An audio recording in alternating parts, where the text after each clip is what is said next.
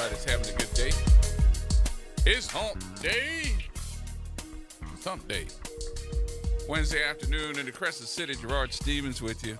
Our number 504-582-9422. Mr. Bill on the phone already. Mr. Bill said, I'm going to get mine in early. Early. How you doing, sir? Yes, sir. Fair in the middle. I originally was, well, there's two different matters. The amendments in the school board race. The school board race has been cleared up for me. I heard Troy Carter endorse an individual which turned out to be for District 4, and I'm involved in District 2. So both he and Joe Boyd are endorsing the same chap, Mr. Jones. However, I received a push card from paid for by Education Reform Now Advocacy Committee, and they're charging Mr. Jones with domestic abuse allegations, garnishment paid, disqualified from running office for unpaid taxes, and scandal activity. Who is that? This is on Mr. Jones. Doc Jones. Say again, Doc Jones, yes. Mm-hmm. Paid for by the Education Reform Now Advocacy Committee. A whole card with misleading parents about the grade promotions at Cargill School and so forth and so on. So that I throw that out the window. I just threw it out there for what's out there in the street. But now, my sister received her mail-in ballot, and I looked at the postmark. The postmark was September the 17th. So I must have received this. This must have come to the house early October. And I'm still debating these amendments. So let's talk about the amendments. Are you talking about the one for the homeroom charter for the Housing Trust Fund? That one, yes. Number 2 seems to be clear for me, but go right ahead. Okay. So a yes vote supports amending Article 4. Yes. Of the homeroom charter of New Orleans, establishing a housing trust fund dedicated. That's the word that you got to look at it. Dedicated to affordable housing, requiring that an annual appropriation of at least 2% of the city's city's general fund goes toward housing. So that means whatever the number of dollars that go toward the general fund, when we talk about the general budget, 2% of that automatically goes and is dedicated without question. Without question, right.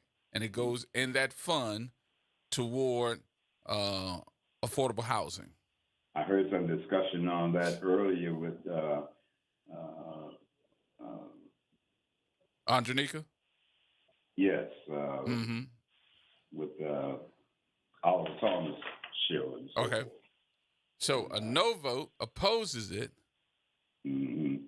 And it's says some questions, but I would still. Okay, I've decided on that one. Number 2, I've decided upon. The third one actually, whatever. Number 2 up to. All right, let's see. Article 2, Section 2-202. I'm reading without my reading spectacles. Of the Home Rule Charter of the City of New Orleans be amended and to include rights for workers, as described in Ordinance Number 29,864 MCS, whatever the hell that means, among the rights contained in the Municipal Bill of Rights. You have to be a Philadelphia lawyer. Yeah. When I read these things, I feel like I'm just calling words, Because they write it for law and they don't write it for the general public. Exactly.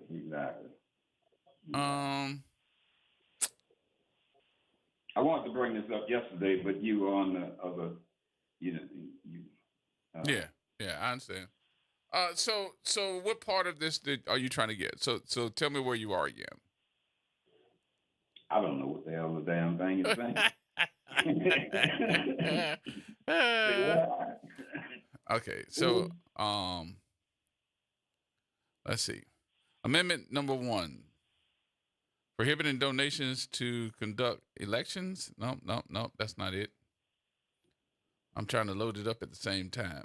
Okay, these are already past stuff. I got all that. I already got those. That's stuff that's already happened.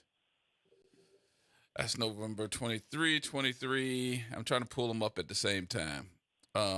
What I was going to do was play what the television stations had proposed and explain it, because usually what they have, which is going to be a little bit more extensive than me, is that they have attorneys that break it down for the reporters. As best as possible. And when they do that, I can appreciate it because it's exactly what you said. These things are written in attorney language. Yes. And I'm like, okay, you wrote this for an attorney to understand, but did you write it this way for me to understand it? So we're going to play that. How about that? Yeah, that's good. I had spoken with you a week or so ago, a couple of weeks ago, and request that we get into this sooner. Folks are already voting early. Yeah. How many people go into the amendments portions of the thing and automatically vote no or not at all? Well, one of the things I have a problem with is that they have these PowerPoint presentations through the constitutional amendments for the state, but they don't have the homeroom charter ones on the state. They just have the state ones. That's it. They don't have the ones for the necessary parishes. So when I pull them up, the one on affordable housing and the other ones are not there. But the ones that are proposed by the state, they're there. And it's only one that's being proposed by the state. And that's the amendment to require the federal revenues received by the state, generated from the Outer Continental Shelf. Does that go toward renewable energy production as well? Yeah, that's the number one here. So that's the one I'm like, okay, we got that one, because that's what, Act 408? But I'm looking around and saying to myself, well, what about the other ones? But the other ones that I'm looking at for the individual parishes aren't there. We pretty much have to rely on the local news. Right. Or go get it yourself. You know? And you. Right. And WBOK, let's put it that way. So we'll play it and we'll discuss it. But then they already have the ones that are being proposed, because there's another election that happens in December. That's December 7th. And they've got 4 amendments proposed through the state that are going to go on the ballot. So in December 7th election, it is the amendment to allow the Supreme Court to sanction a judge, and also the amendment to require the legislator at least 48 hours prior to concurring in a conference on amendments to a bill appropriating money. And then another one for the regular session increments of 2 days up to max. It's a whole bunch of stuff that's going to come out in December. But, that's what they do. They get it in for the end of the year, so that at the end of the year, when it goes through, they can just go home. Mm-hmm. So that's what that is. So let us get this let us get the ones for Orleans Parish up for you, and we'll air it and see what you say, and we'll discuss it. That'll work? Very well, sir. Okay. Thank you. Thank you, sir. Appreciate you much. All right. That's Mr. Bill. Mr. Bill said a lot of y'all done already voted, and I already got early voting going on. I beg to differ. Everybody gonna go, what? Well, the television station said we had 21,000 in Orleans Parish and 23,000 in Jefferson Parish. And they are correct. But how many folks do you have in Orleans Parish? 200-some thousand black folks? And y'all only got 20-some thousand people early voting? What y'all gonna do? Stand out there on the day of election day, standing outside? We're gonna have that conversation too. More coming up, folks. Everybody hold tight.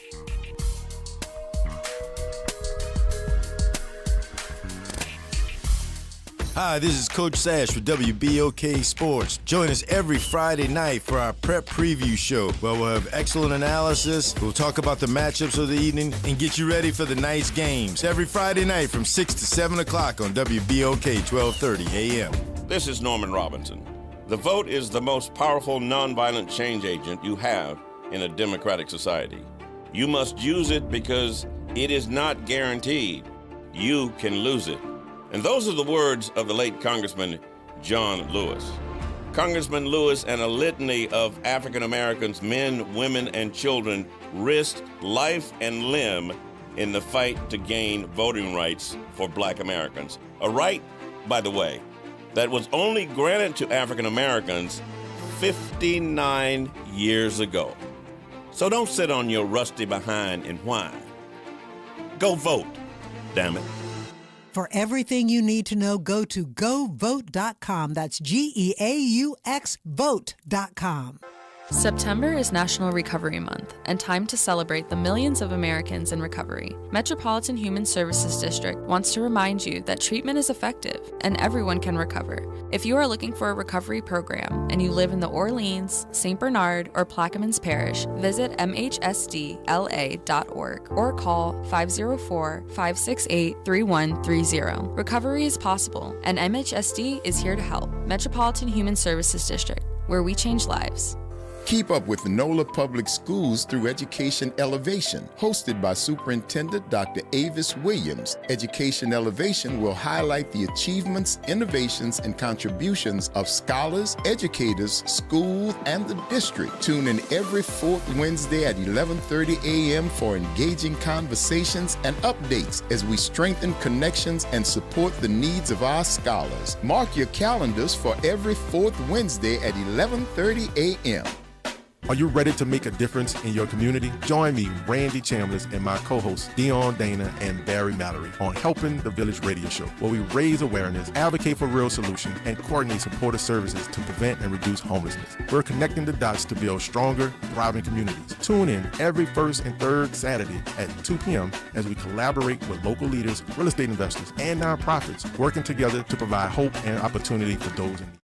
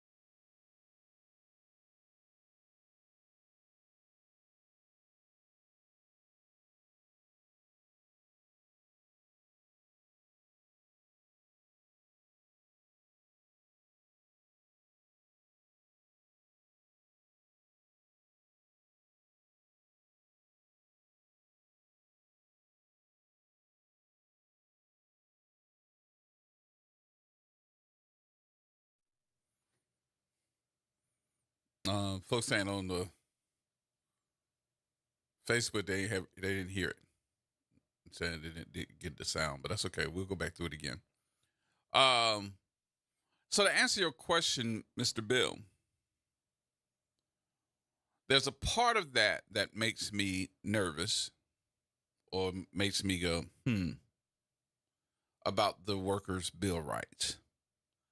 Workers' groups, those groups that are standing as advocates for workers' rights, are saying, yeah, we need it. And I'm not going to down that. I'm not.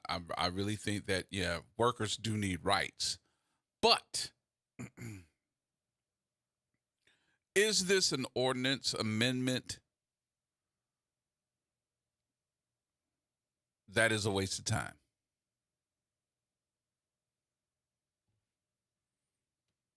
Everybody just went, what? I'm asking the question. Is this an ordinance that is a waste of time? Gerard, you just said you stand with the workers and I do. But did you all hear the wording that is in that amendment? That's why we're going to play it again. Because I need you all to pay attention to what was said.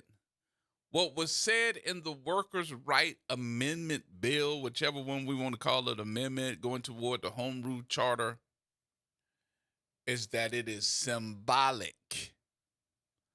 It does not have to be. They don't have to pay attention. It says it is symbolic. Well, what does that mean? You can vote on it and vote yeah and say,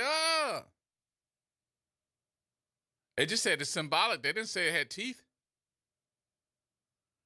I'm like, what are they putting it up for?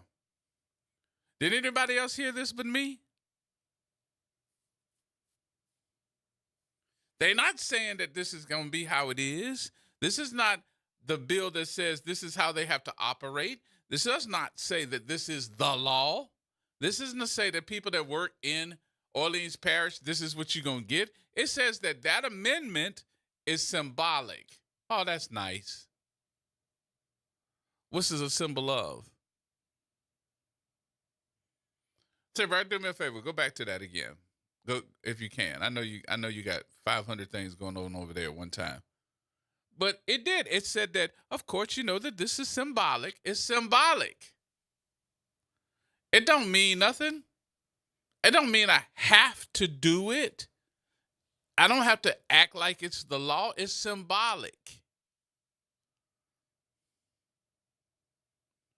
So I guess my question would be,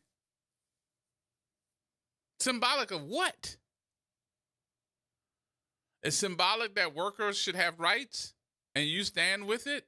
Oh, let's all hold hands and sing around the kumbaya. But it does not say that once this is in action, that this is how it is.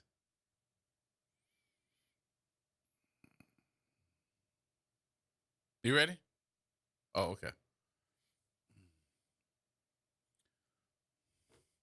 So that word symbolic is the part that goes and should make everybody a little bit, but wait. Are we introducing amendments to go on the ballot to change what? Seriously. What are we changing? If it's just symbolic, it's a symbol of what? What we want to be? With some stuff that y'all ain't going to push? Doesn't give you a start date, doesn't give you an end date. It does not give you no meat, no nothing. It just says that we are going to, number one, in Charter Amendment.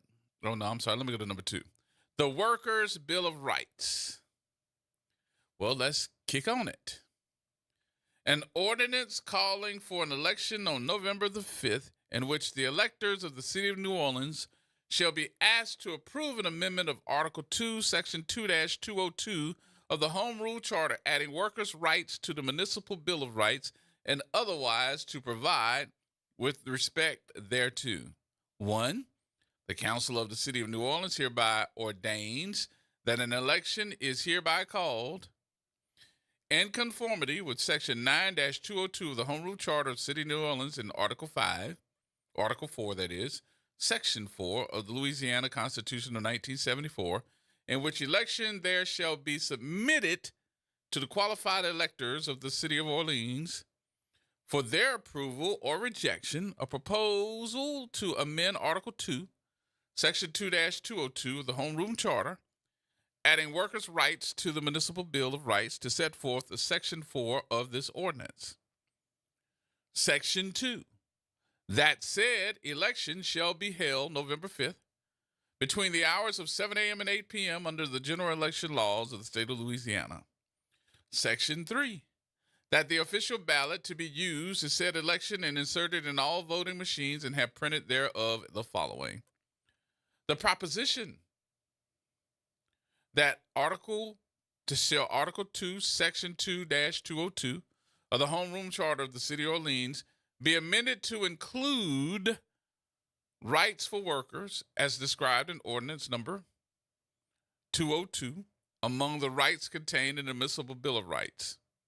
In the event the ballot proposal contained in Section 3 is approved by the voters, Section 202 of the Home Rule Charter of the City of New Orleans, as amended, shall read as follows. All persons are born free and equal in dignity and rights. They are endowed with reason and conscience and shall act toward one another with respect. 2. All government, all rights originates with the people, is founded on their will-being alone, and is instituted to protect the rights of the individual and to provide for the general welfare of the people. 3. The people have the right to a government responsive to their will and right to take part in government and city, either directly or through freely chosen representatives. 4. The people have the right to lawful and peaceful assembly, to petition the government for redress or grievance, and to equal access to public services.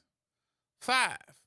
The people have the right to life, liberty, and security of people, the right to live free from fear of violence, and the right to safe neighborhoods and conducive to the employment of liberty. 6. No law shall deprive any person of any rights, privileges, or immunities secured by the Constitution and laws of the United States of the state of Louisiana, nor shall any law discriminate against any person because of race, color, religion, and national origin. No law shall arbitrarily or capriciously or unreasonably discriminate against a person because of his birth or her birth, disability, sex, sexual orientation, gender, identification, culture, language, social origin, or political affiliations. 7. The people have the right to freedom of opinion and expression, and no law shall restrain freedom of speech or freedom of press. 8. The people have the right to freedom of thought, conscience, and religion. No law shall be enacted respecting an establishment of religion. 9. The people have the right to a government of the highest ethical standards, free from corruption, untainted by graft, and conducted in accordance with the sound fiscal planning and administration. 10. Natural resources of the city and the healthful, scenic, historic, and aesthetic quality of the municipal environment shall be protected, conserved, and replenished insofar as possible consistent with the health, safety, and welfare of the people. 11. The people have the right to live in an economy or economic prosperity and to receive fair living wages for their labor, equal pay, comprehensive health care coverage, and paid leave for the purpose of medical, family, bereavement, and vacation time. And 12. The people have the right to a safe workplace, which complies with all federal, state, and local workplaces, the laws and regulations, including wage and hour laws, as well as the right to organize and to associate freely, and pursuit of workplace and economic justice.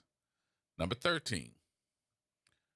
This Bill of Rights shall not create an enforceable rights, duties, obligations, or causes of action under the Charter beyond those guaranteed by the Constitution of the United States and the Constitution of the State of Louisiana.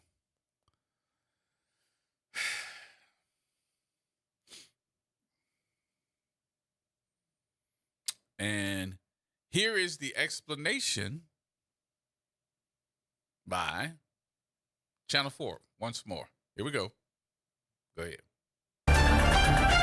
In your ballot box breakdown, Orleans Parish voters will make decisions on 2 proposed home rule charter amendments on Election Day. The first asks if the charter should be amended to establish a housing trust fund dedicated exclusively to ensuring the availability of affordable housing within the city and to require an annual appropriation of at least 2% of the city's annual general fund to the Housing Trust Fund. This was put forth by multiple city council members in March and aims to help aid the affordable housing crisis.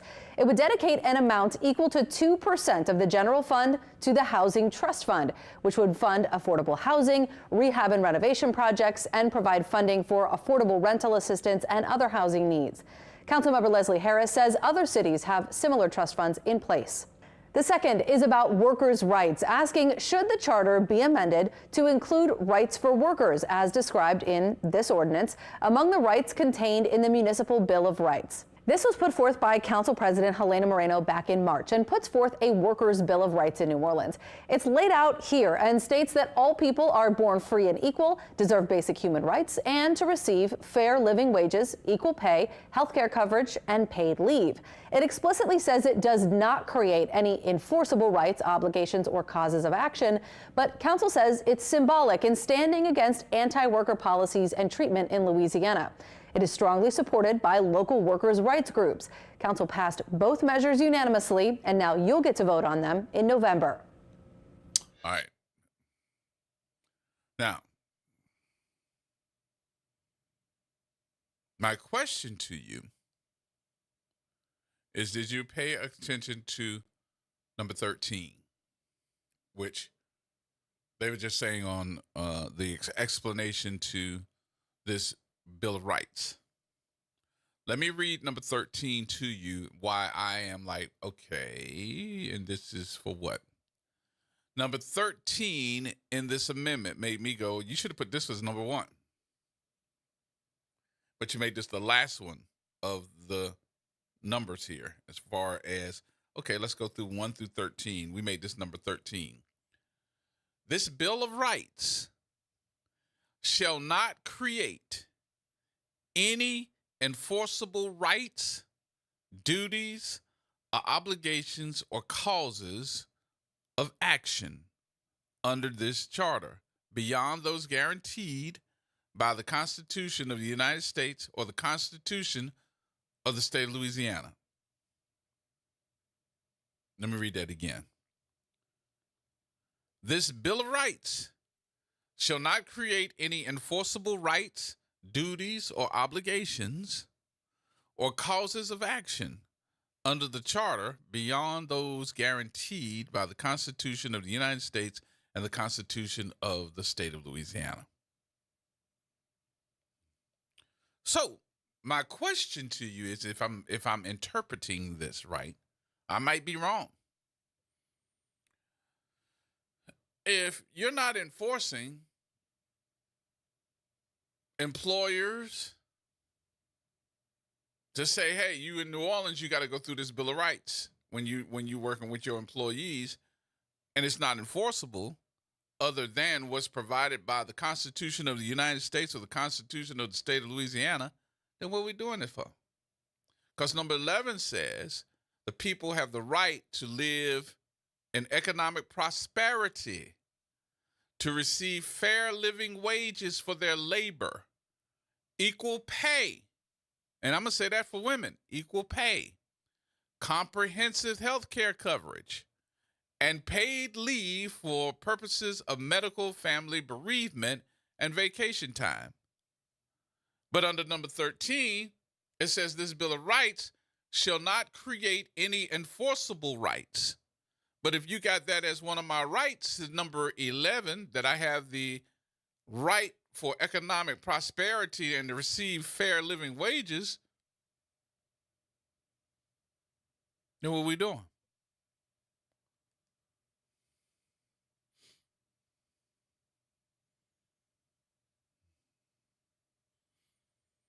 What are we doing? If we just writing that just to get across, and you can come back later and say, see, I proposed that and y'all voted for it.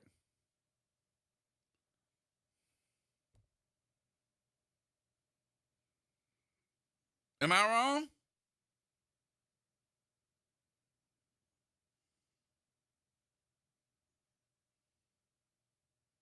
I might be wrong. I don't have no problem being wrong. I just want to make sure that everybody else see what I see.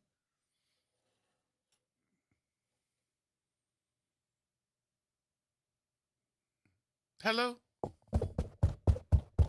This thing on? Can y'all hear me?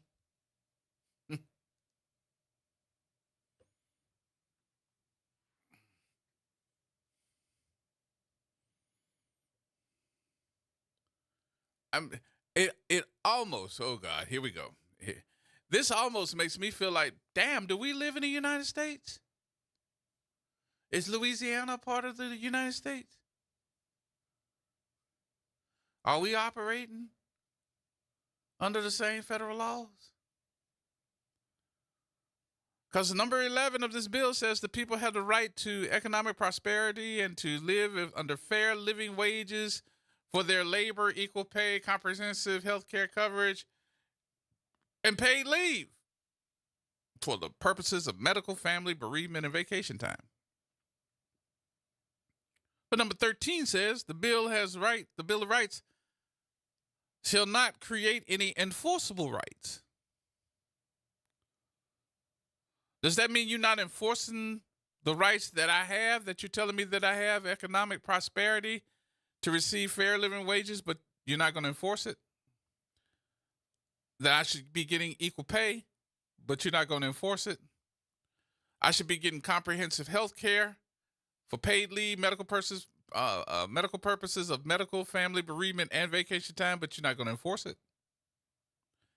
Number 13 says, this Bill of Rights shall not create any enforceable rights, obligations, or causes of action under the Charter beyond those guaranteed by the Constitution of the United States and the Constitution of the state of Louisiana. Then why are we doing this one?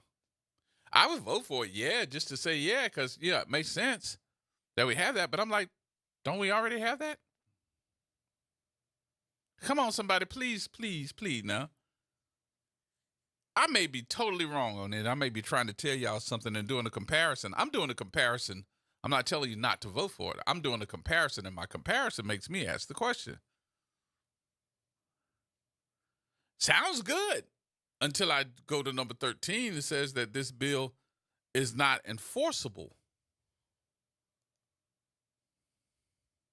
It's not? Then what are we doing it for?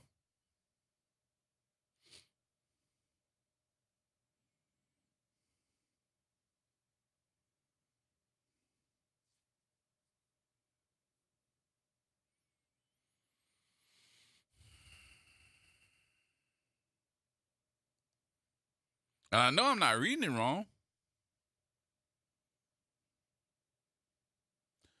Maybe I should get an attorney to read that.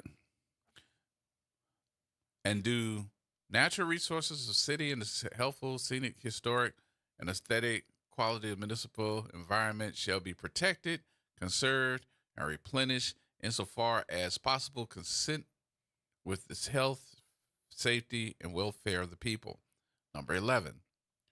People have the right to live in the economic prosperity and to receive fair living wages for their labor, equal pay, comprehensive health care coverage, paid leave for the purposes of medical, family, bereavement, and vacation time.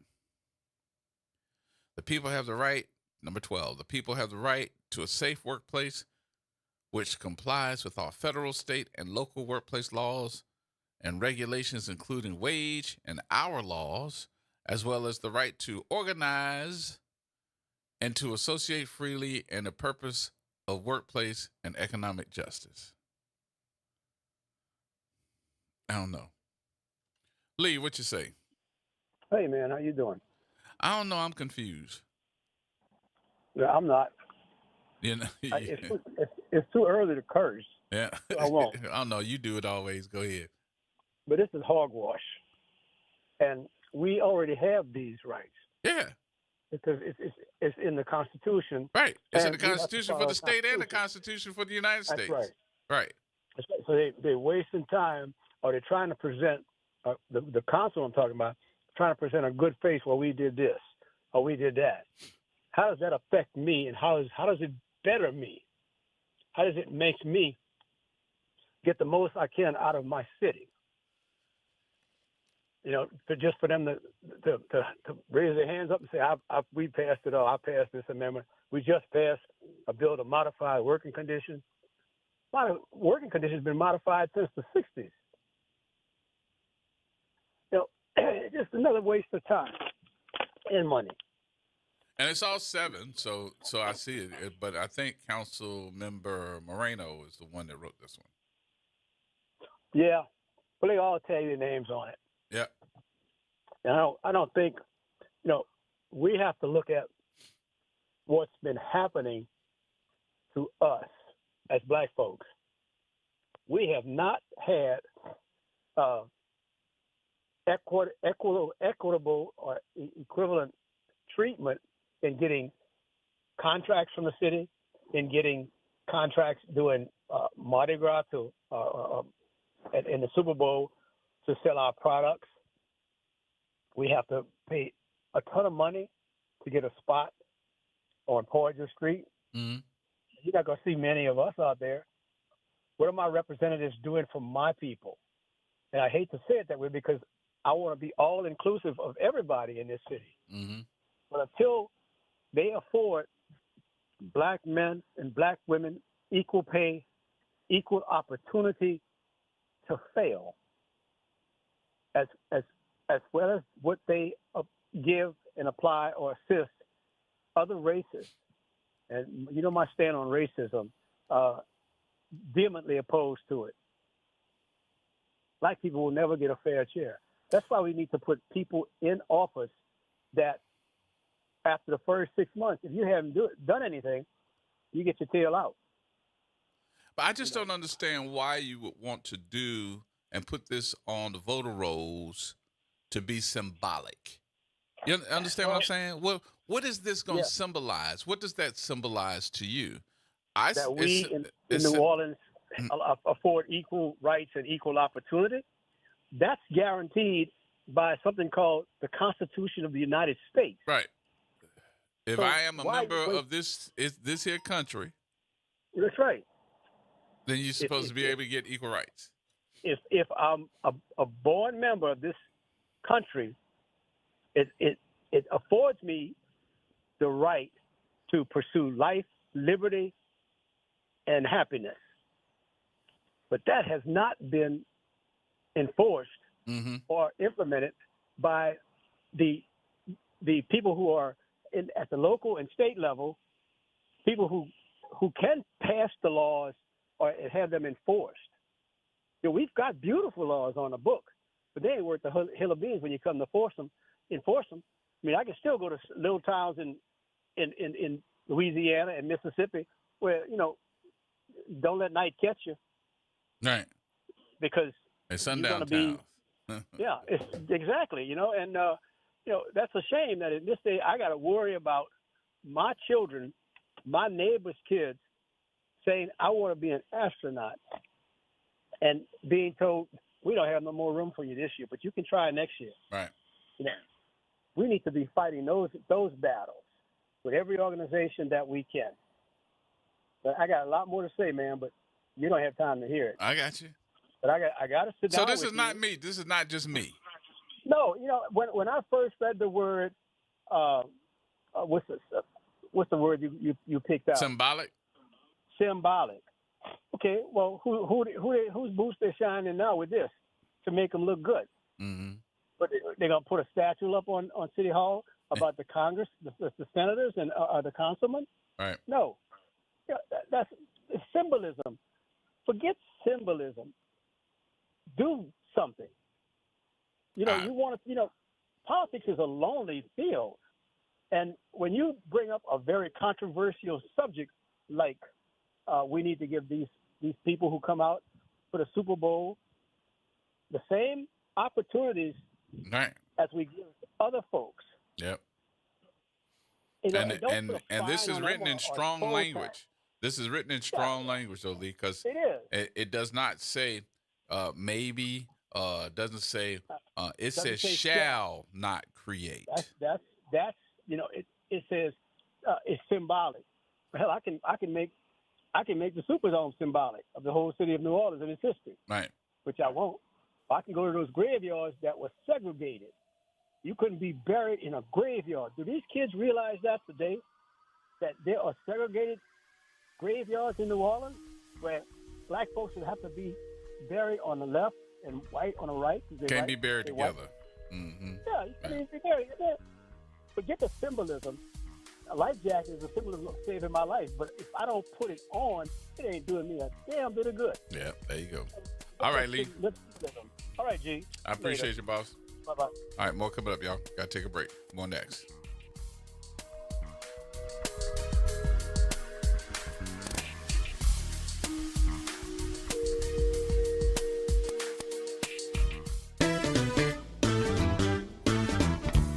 I'm Leo Jackson, host of Sunday Gospel here every Sunday morning, 5 a.m. to 7 p.m. and 12 o'clock till 2 p.m. You don't want to miss this move of God. It happens only on WBOK. You listen to all day long. NOLA Public Schools is excited to be on this 2024-25 school year journey with our families, watching our students dive into learning, growth, and success. As the school year continues, our dedicated educators are focused on keeping every student engaged and motivated. Let's keep embracing new challenges, celebrating achievements, and supporting each other to make the rest of this year even more impactful. Stay connected with your school and NOLA PS through our social media channels for updates and resources. We're here to help our scholars. Attend today, achieve tomorrow. Delgado Community College offers programs in business, technology, health sciences, and the arts with over 100 career-focused degrees and certificates that are affordable, flexible, and transferable. We can give you the knowledge and skills to succeed. Delgado is a great fit if you're starting your post-high school education, or we can help you advance or change your career. Take a step toward being unstoppable at Delgado Community College. Visit dcc.edu to learn more today.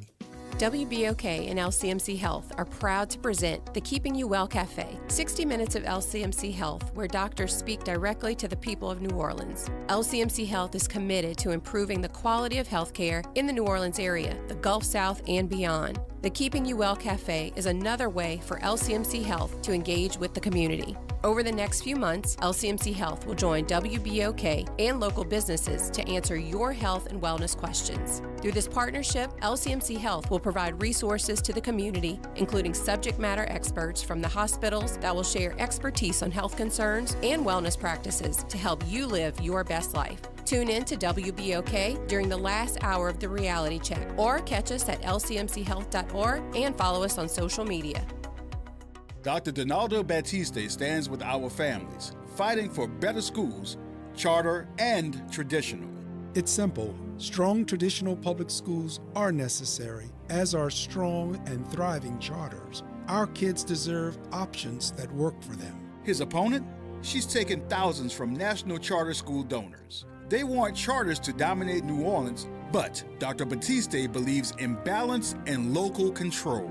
No dark money, just a focus on what's best for all students. Vote for integrity. Vote for Dr. Donaldo Batiste. This message is approved by and paid for by Friends to Elect Dr. Donaldo R. Batiste.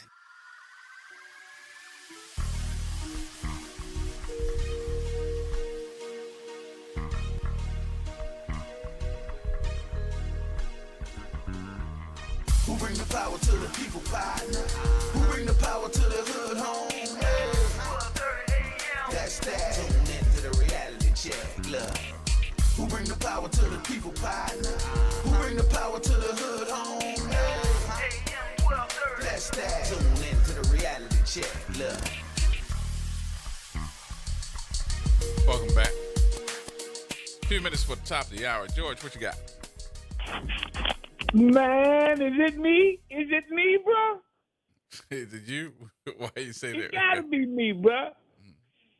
Like your last caller, man. I love your people. I love your listeners and your calling, bro.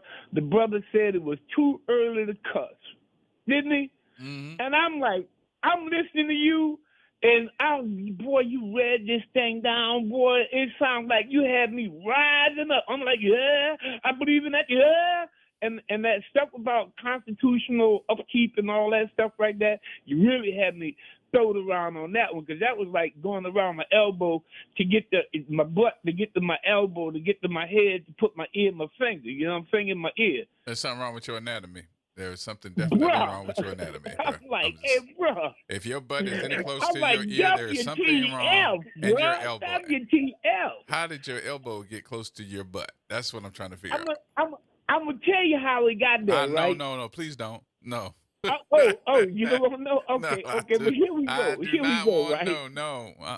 No, that's okay. All right. I'm gonna go another direction. I'm gonna leave that alone. Okay. And so what this is, I had to twist my brain, right, while I would put my elbow near my butt. There's something wrong with your anatomy. Go ahead. To understand what this is. It's a survey, bro. It's a what? It's a survey. What you talking about? Well, one, because it reads so bold and bad. If I was reading that on the ballot and I didn't know that was on the ballot and I was taking my time to try to read all that, by the time I got down to number 4, 5, or 6, I'm like, yeah, I'll vote for that. I don't even know what it is. But it sounds so good. So what they're doing is they put a survey on the ballot to see if people would read and what they would read would inspire them, because ain't nobody reading this to the bottom, but a very few intelligent people are just going to read this out to find out it's meaningless. Yeah. So it's got to be a survey, bro. So you think this is a survey? But what they surveying, George? What they surveying? I think what they surveying is word salad. If it sounds good, would people say yes? Because if you get to the bottom and you read it, I agree with you on the top of the show. I wouldn't even waste my time checking that one way or the other. Okay. Because it means nothing. Word salad, huh? Yeah, it's just a survey, bro.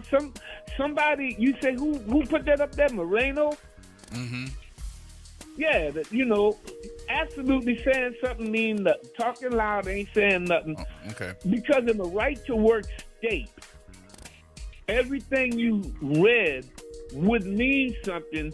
Understanding I live in Louisiana in a right to work state where you have no rights as a worker. You have all the rights as an employer. Your word salad made correct. You are very correct, George. But with that said, I got to go. We got to go. Bruh, if I ain't listening to George G. Man Stevens, I'm going to miss out on them black facts and reality check. I need to know. And this is some of that stuff. I'm like, what the F? That, man. Goodbye, George. Give me a break. Goodbye, George. Bye. Goodbye. Oh, Lord is next. Oh, Lord is next. Oh, Lord, but news is next. We'll be back.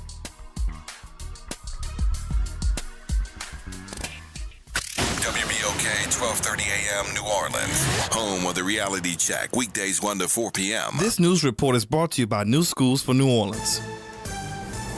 I'm Bree Wood with 4 things you should know from BIN News. The IRS is raising federal tax brackets for 2025 to adjust for inflation. The standard deduction for married couples filing together will increase to $30,000 and $15,000 for single taxpayers. High-profile civil rights attorney Ben Crump says he will represent 3 of the families of the victims who were killed, along with some of the surviving victims of the dock gangway collapse on Georgia's Sapelo Island. Crump hasn't said which families he's representing. North Carolina's death toll tied to Helene is remaining steady as the state medical examiner nears its final count. As of now, the state is reporting 95 storm-related casualties. In Buncombe County, the sheriff's office has confirmed that its previous fatality number has decreased after reclassification. And the third installment in the Venom franchise is eyeing a fast start at the box office. Venom: The Last Dance is expected to make near $70 million in its debut weekend. Get BIN News on demand 24/7 at BINnews.com. Join New Schools for New Orleans, Allstate Sugar Bowl, and Entergy New Orleans in recognizing and celebrating the Teachers of the Year at our 3rd annual New Orleans Excellence in Teaching Awards Noetta Gala. The gala will take place Saturday, November 2nd at the Ritz-Carlton Hotel. This year's gala will feature Grammy-nominated Tank and the Bangers. Don't miss out on this intimate celebration supporting our New Orleans public school teachers. Tickets can be purchased on our website, newschoolsforneworleans.org.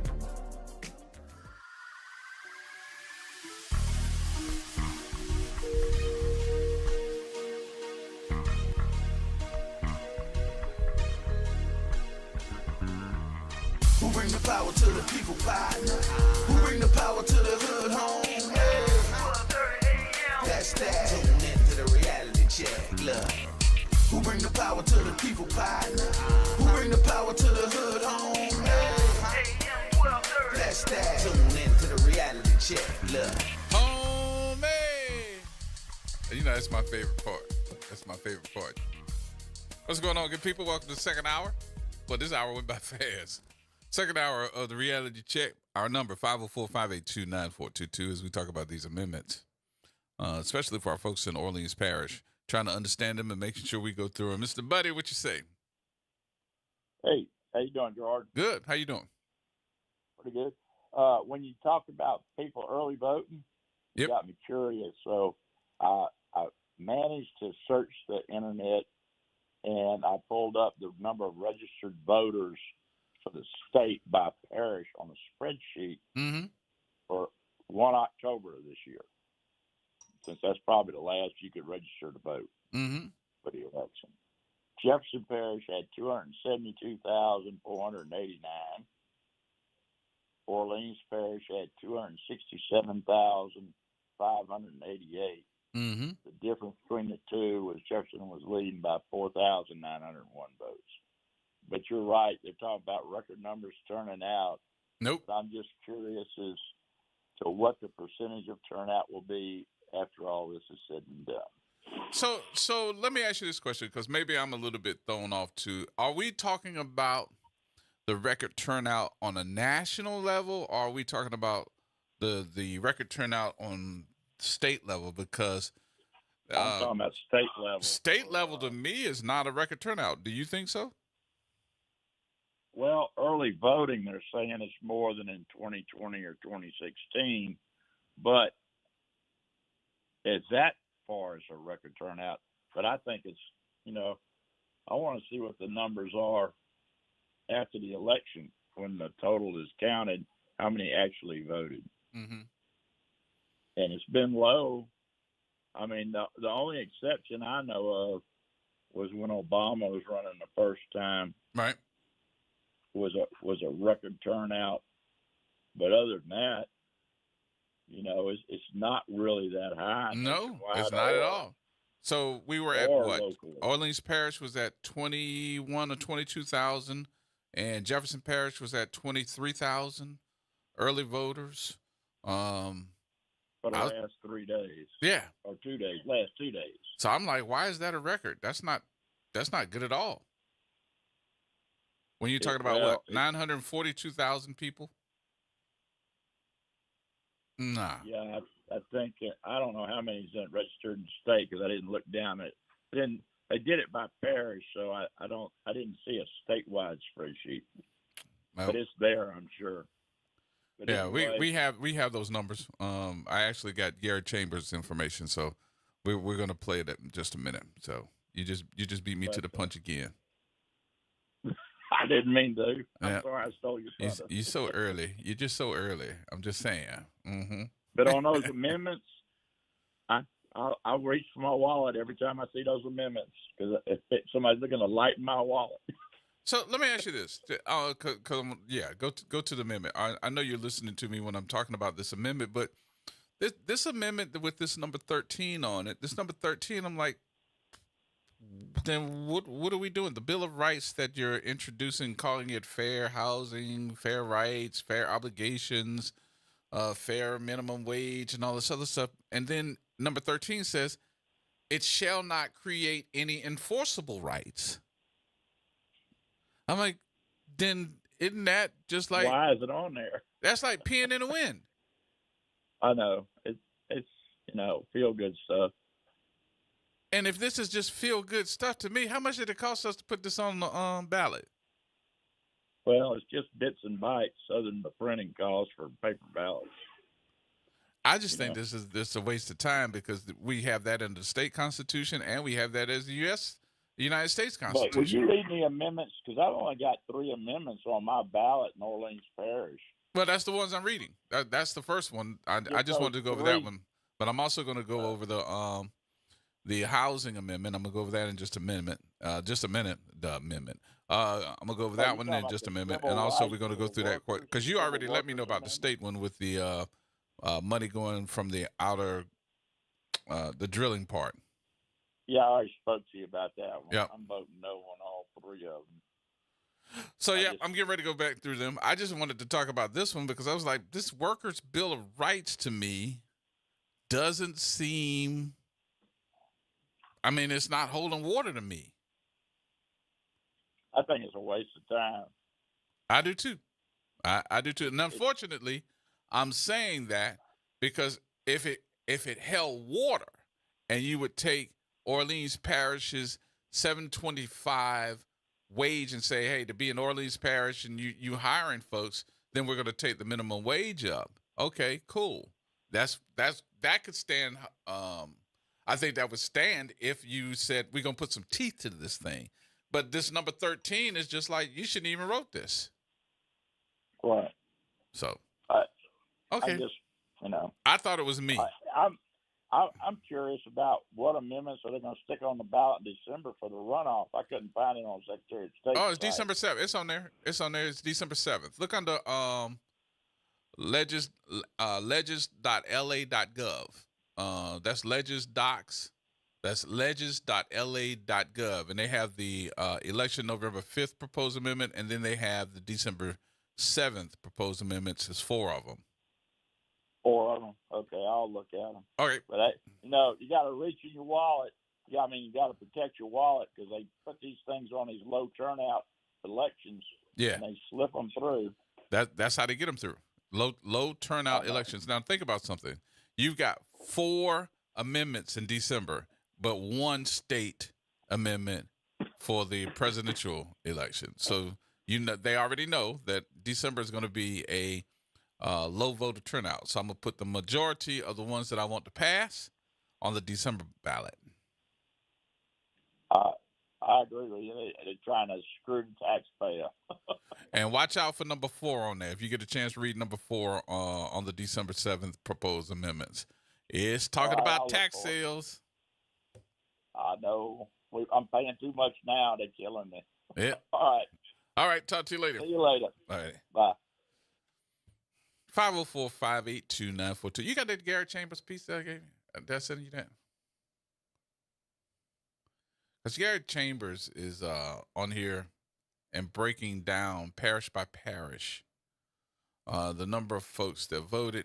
He also breaks it down by demographic, breaks it down from white voters, black voters, and those considered in the other category.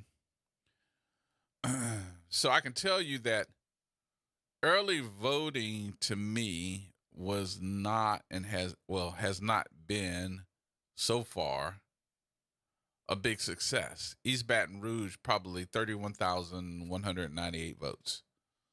White voters, 18,493. Black voters, 11,422. Those classified as other, 1,283. This is early voting.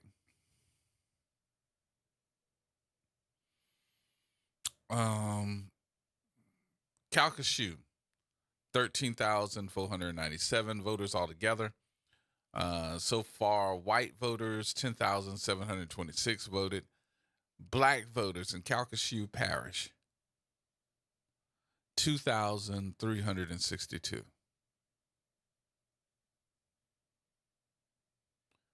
In Cato Parish, 15,721 altogether.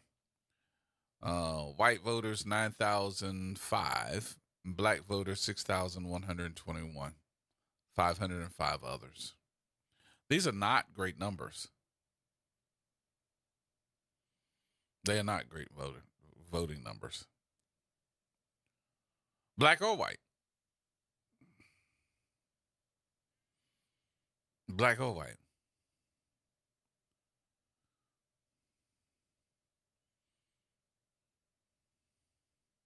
You got it? Ready? I don't think that Knights golden.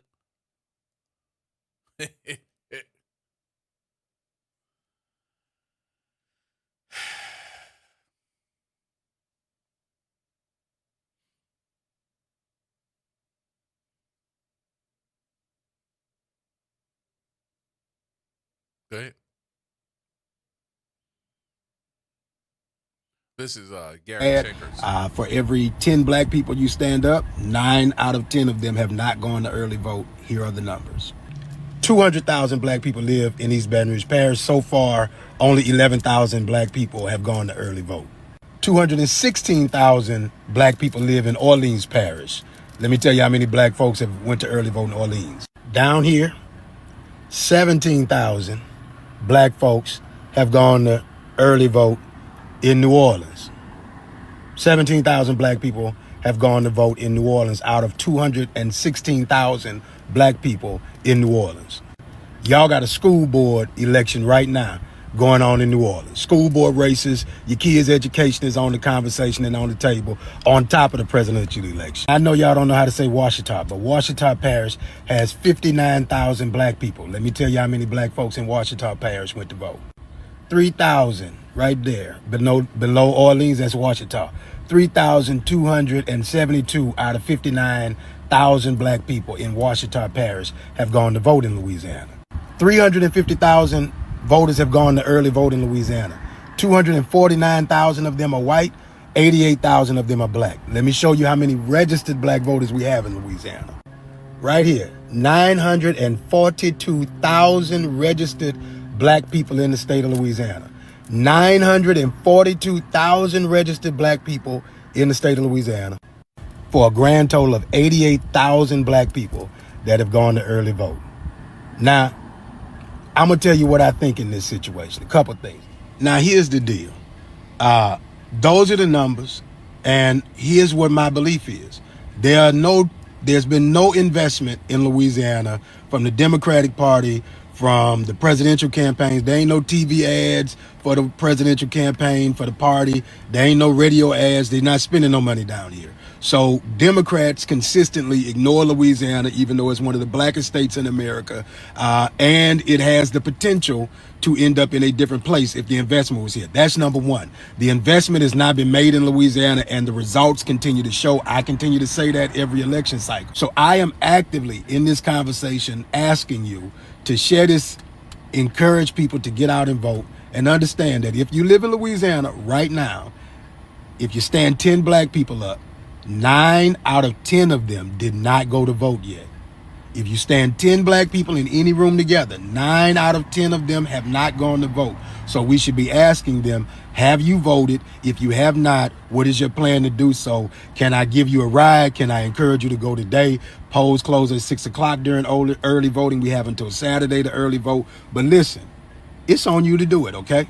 I'm encouraging you to get activated. There's 942,000 registered black voters in the state of Louisiana. As of today, 88,000 of them have gone to early vote. 900,000 registered black voters, 88,000 of them have gone to vote. That's 9% of registered black voters in the state of Louisiana. We're currently making up 25% of the vote when we make up 33% of the state. So we need to show up at higher numbers because our counterparts on the other side are, and that's why we end up in the situations we do. So I'm asking you to handle your business and go early vote. share this conversation like you shared that conversation about what them kids had on, because if we were making more investments in this community and in this state, maybe they would have a different mentality so that they would know how to carry themselves in certain situations, because we're producing more for them as a society. We got to do our part first, and part of doing our part is being active in our community in every way. It's real simple. You get what you vote for or what they vote for because you didn't vote. I'm going to run through the black early. All right.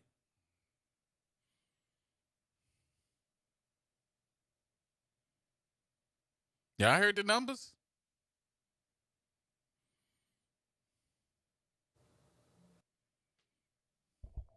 9% of y'all. 9 out of 10 ain't voting early. Are we gonna show up the day of the polls? I am. I think that's what's gonna happen this year. It's gonna be a big turnout. You think it's gonna be at the polls? At the polls. You think it's gonna be a big turnout the day of November 5th? Yeah. So hold on. Let me rephrase. Okay. Big turnout. No. Is gonna be. That's where the majority of people gonna go. On November 5th. Yeah. Now I don't know if that's gonna equal out to a big turnout or what, but I think the majority of votes are gonna come in on the 5th and not through early voting.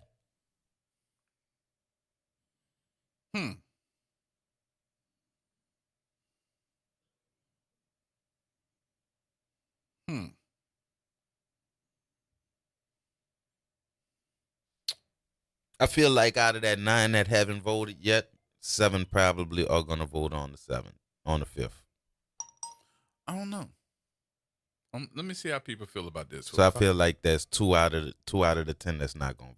All right, let me see how people feel about this one. 504-582-9422. Jazz right?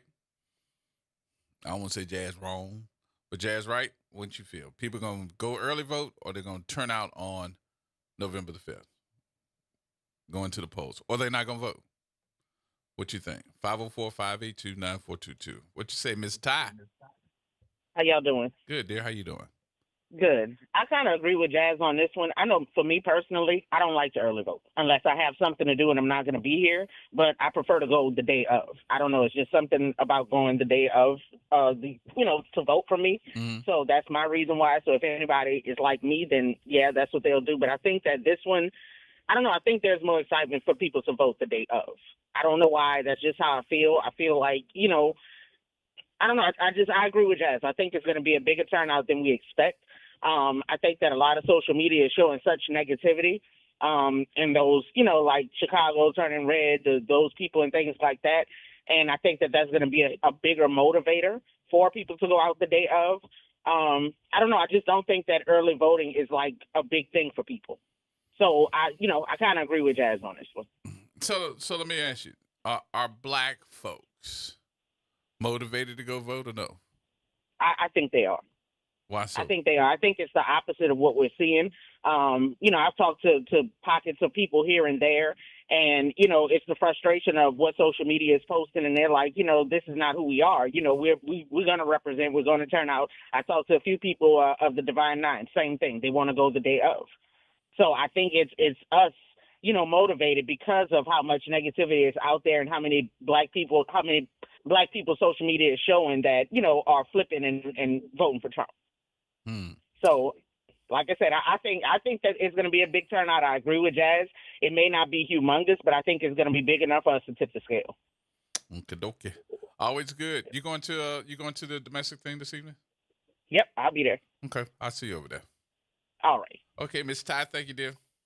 Yeah, so once again, like I said, I don't know if it's going to be a big turnout, but as far as this election, I'm expecting most of the votes to come in on the 5th. Like me personally, right? I have something against early voting. I have something against it. Why? Because I feel like if there's going to be some votes that's going to get tossed to the side, going to wind up in somebody's Man, gutter, or right. it's gonna be the early vote. Mm. It's gonna be the ones that they've been having sitting there waiting to count. I don't know. That's why I'm like, okay. No, I'm just saying. I just never had that. I've never had that thought pattern. Yeah, I mean, never I'd rather have my vote come in on that date because all eyes are gonna be on everything that day. Mm-hmm. See something in the mail? Come on, man. Things get lost in the mail all the time. Right. When the last time you had a Amazon package that came like on time? Last week. Okay. Then Amazon might be a bad example, but you know what I'm saying.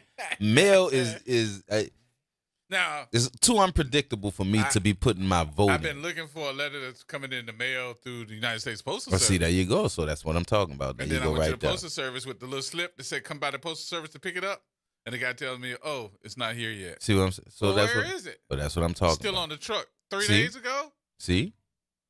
It just hasn't made it back yet. So maybe we need to let Amazon handle our early voting stuff. No. They multi-billionaires. But, You know who they but want. look, yeah. But anyway, that's my problem. That's my thing about early voting. I just think that you should be able to tell folks that you could do voting over your electronic, over your phone. Now I don't know how they're going to invent something like that to I think take down the fraud. But if they had a way that folks could vote electronically on their phone, I think that would be the best way instead of having to go, leave, da. It's called lazy. I know it is. All right, let's take the break. Andre, hold on. I'm coming back. We need to take the break here. We'll come back and have yours and Miss Doretha. That's Miss Dorothy. Who's that? That Miss Dorothy? I'm gonna have to work on your spelling. It's okay.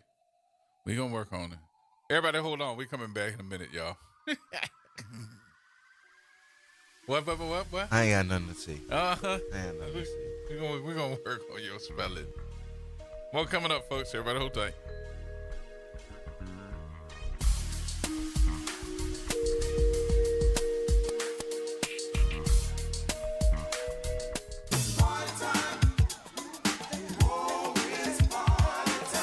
That's right. It's party time each and every Sunday night at 7 p.m. on WBOK.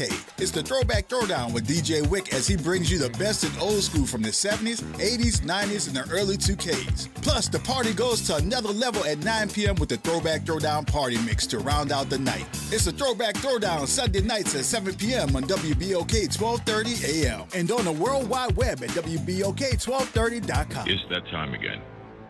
Election time. It's time for us to go out and exercise our right of self-determination and declare what kind of lives we want to have in our city, in our state, and our country. The right to vote is one of the greatest rights we have as Americans. And so many people have died to protect and preserve that right, not only in the sands of Iwo Jima, on the beaches of Normandy, but also in the red clay of Georgia and the mud of Mississippi and right here in the bayous of Louisiana. Folks who have given their life so that we can exercise our right to vote. To honor them, let's get out and vote. Early voting is when I'm going to vote. So let's get together, exercise our right of self-determination, and vote for the lives that we want. This is Wendell Pierce. Let's go and vote. For everything you need to know, go to GoVote.com. That's GEAUX Vote.com. The Vault Nola is a remarkable restaurant located in the heart of Algiers Point, housed within a beautifully renovated historical bank building. The establishment offers a unique dining experience that combines the elegance of the past with upscale New Orleans cuisine. Come check us out for brunch, lunch, or dinner. 501 Verrett Street. For catering, meeting, or events, please call 504-932-7137. Come enjoy the great food and the great vibes at the Vault Nola.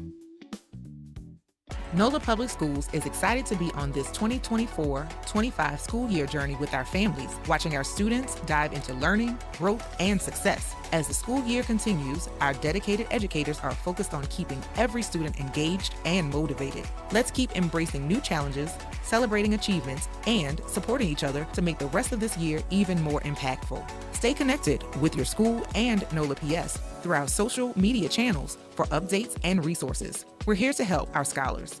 Attend today, achieve tomorrow.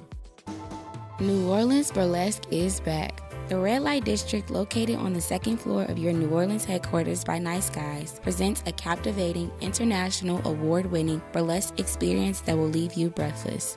Indulge in the sounds of our Grammy Award-winning quartet and exceptional food pairings each and every Saturday.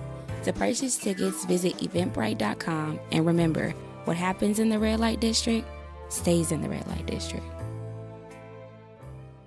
Visit DePaul's new Algiers Health Center at 2801 General de Gaulle Drive to receive primary and preventive care for both adults and children. Services also include behavioral health, imaging, and on-site pharmacy, vision, Medicaid enrollment assistance, and more.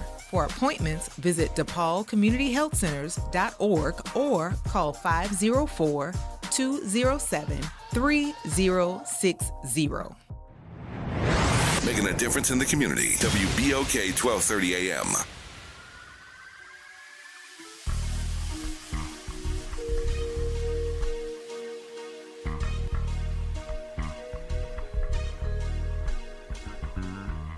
Who bring the power to the people, partner? Who bring the power to the hood home? Hey. That's that. Tune into the reality check. Look. Who bring the power to the people, partner? Who bring the power to the hood home? Hey. That's that. Tune into the reality check. Look. All right, folks, welcome back. You know what I didn't say? And I got to get used to it too. This program is being brought to you by The Vault. Vault NOLA. Yes. And I'm going there for my birthday. You said something? I'm going there for my birthday. You ain't got to talk to me slow, though. Oh, you got to sometimes because you're slow. Sometimes you make me think that you're slow. I'm going there for my birthday. 501 Verrett Street, the place to be. Call them, y'all. Get in on the buffet, luncheon, brunch, everything that's happening on Sundays. They got 2 sets for you. They start at 10 and 11 o'clock. 11 o'clock. And go until, I think, 1. And then they have second set, which is like 2 o'clock until 4 o'clock. Oh, my God, you're going to love the food. You're going to love the ambiance. You're going to love the place when you see it. Actually, you need to go on to vaultnola.com and look for yourself. It's 501 Verrett Street. I went Sunday. I actually went this past Sunday and had a ball. Sat down and said hello to a lot of folks. Call them and make your reservation today. If you're looking for somewhere to go, especially after church, just to go hang out on a Sunday, that's the place to go. 501 Verrett Street over in Algiers Point. You heard what I said, huh? Yep. I didn't say point. I heard you. I said I heard you. I said pernt. I heard you. I said pernt. I heard. I know. Yeah, it pernt. And they don't have no barrels going on at the same time. They don't. Not yet. Mm-mm. Who don't have no barrels? They don't have no barrels yet. They ain't doing the barrels over there. They're not doing boils. Oh, I should have said the bougie. Why should have said? No, I'm saying they're not doing. Are they doing boils? No, not yet. Yeah, okay. So that's not since yet. you just said they wasn't doing barrels, I was Yeah. like, how is that even possible? They're not. So they're not doing barrels Not yet. yet. Not yet. Oh, okay. Over there now, just parent. So I'm just sending my smoke signals up to over there To let over them know you coming? Algiers Point. Now, when's your birthday? Not this weekend, but next weekend I'll be there. When's your birthday? November 5th. So On it'll be election early. day? Yep. Oh, you better go early vote then. I always go. That's the first thing I do. Early vote? No, not early. Well, technically it's early vote. Early for me. Because you get up early. Yeah. All right. No, they ain't early vote. That's the day of. It's early. But you're going the day of. Yeah. I know what time you get up. They ain't early. That is early. If you know what time I vote, you'll be like, oh, wow, he's up. 10 minutes before the polls close. That's what I'm saying. They ain't early. No, ma'am. No, sir. Here we go. Let's take some of these calls. Andre, you've been holding on. Thank you, buddy. Andre? Yes. What you got? Yeah, thanks for taking my call. The reason I'm calling, I like to say Louisiana, especially the city of New Orleans, before Katrina was populated of people of color. After Katrina, the city had formed some kind of deal where they hired appraisals to go around and appraising people's homes. And what they did an area appraisal instead of individual appraisal on people's homes, which caused people to lose their home by increasing our property tax, evaluating people's home to what it's not worth. And a lot of people are losing their home because of those malfeasance of city appraisal, wrongfully appraising people's homes, especially in the city of New Orleans. And that's how they are coming up with a gentrification of removing people of color out the city of New Orleans to populate the city of New Orleans with people of not color.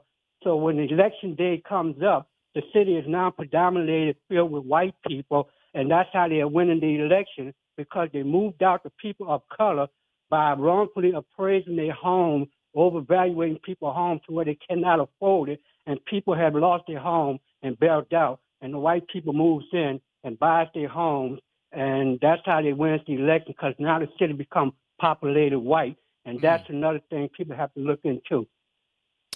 You do know that we like 66% African American, right? I know. And you do know that the majority of folks that hold office in the city of New Orleans are black, right? I understand that. Okay. But before that, black people used to vote, and I think they lost their vote because the city are now moving people out of their home. I think they're just giving up on voting. Well, 150,000 folks that lived in the city of New Orleans after Katrina got moved out of the city and didn't have the right to return, or they had the right to return. Let me rephrase that. They had the right to return, but they couldn't get back. They either had life going on in the place that they were, put their kids in school, didn't want to move them, and ended up, not coming back. And then they gave you a one-way ticket on a helicopter somewhere that nobody knew where you were. That's number two. Mm-hmm. Now, number three, the city of New Orleans has been gentrified. I'm not going to take that away from you. It has been gentrified, and gentrified in some areas that you would never think that were going to be gentrified. Number one would be the Lower Ninth Ward. You see more white folks down in the Lower Ninth Ward than anywhere before. But if you go back through the history of what the Lower Ninth Ward was for, it was because those folks that wanted to buy homes, those guys that worked out there on the wharf, those guys that were longshoremen that wanted to buy homes because they wanted to provide for their families, they couldn't get in certain neighborhoods because they were redlined. That redline meaning that the real estate agents, those folks, they couldn't buy the homes because they didn't want black folks living in their communities. So those guys decided that they were going to go and build their own homes, and they had the Lower Ninth Ward, and that's where they went. So that history is still there. I think that a lot more folks need to know about it.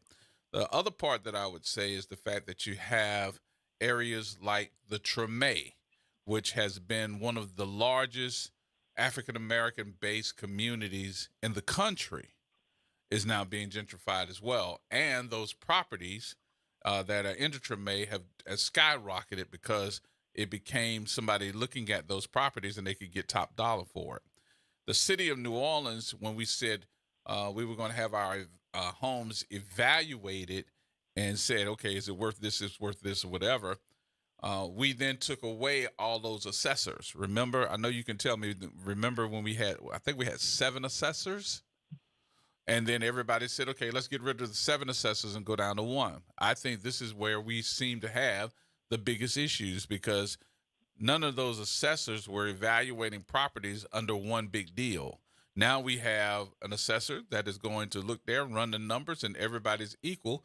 Plus you have MLS that going on with all the real estate folks that are saying this is what that house is valued at in the property, because another house within your community sold for a higher rate. So your property tax is going to go up. Well, my issue, I've been fighting the assessor's office for 7 years in the board of review. And every time I go there to show that my property is not worth what they evaluate my property. They keep coming back and increasing my tax. The reason why I got my tax reduced, I had to hire an appraisal. Then I had to hire an attorney. Mr. Andre, let me ask you this, though, before, not to cut you off, let me ask you this, though, because this might help you, too, and I don't know if somebody probably told you this. How long you been in your house? 35 years. Okay, and you are, if I could ask your age, sir? 64. All right, so next year, you will be grandfathered.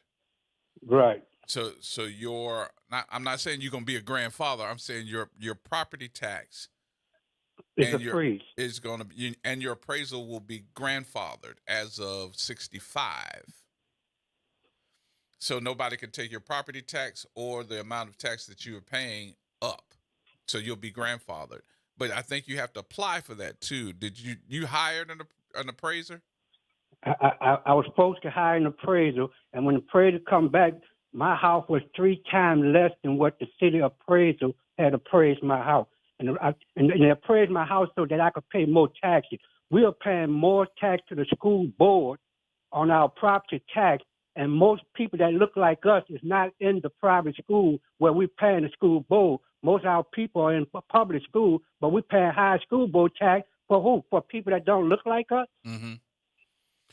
We need to look into that. Yeah, I think we're getting it wrong because we do have more African American folks in public school than we have in private schools. So, but no one should have to be paying $800 for a year on school board.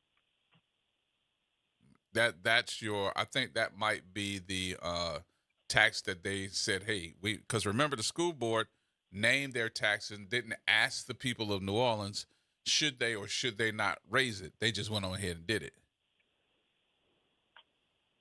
Well, I'm very upset like that. 'Cause I just want to say I paid out of pocket, sent myself to college.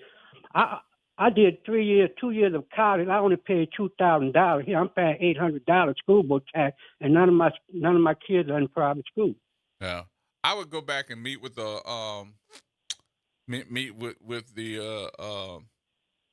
to see what the city can do, because you do have the right to go back and say this is not right. Let me challenge this. I would challenge it. I really think it's malfeasance, wrongdoing toward our property owners. Yeah. Try to challenge it and let me know, okay? But thanks for taking my call. I appreciate you, Mr. Andre. All right. All right. Miss Dorothy. Hello. Hey, my dear. Hi, how are you? Good, and yourself? Okay, and I guess now what I have to say after Mr. Andre may not be important considering, what is going on with him. Come on, ain't nobody got nothing wrong today. Everybody got an opinion, and everybody can say what they want. What you got? Have you ever heard the expression, "It's no time like the present"? Yeah, until it's the present when I don't want to be there. So yeah, I heard that one before too. So why you say that? And I was saying, as for early voting, because, if you wait until the November the 5th, you're going under the assumption that the weather is going to be nice. Mm-hmm. There's no illness with you or your family that would cause you to have to stay at home or to go out of town. And that's why I said there's no better time than the present.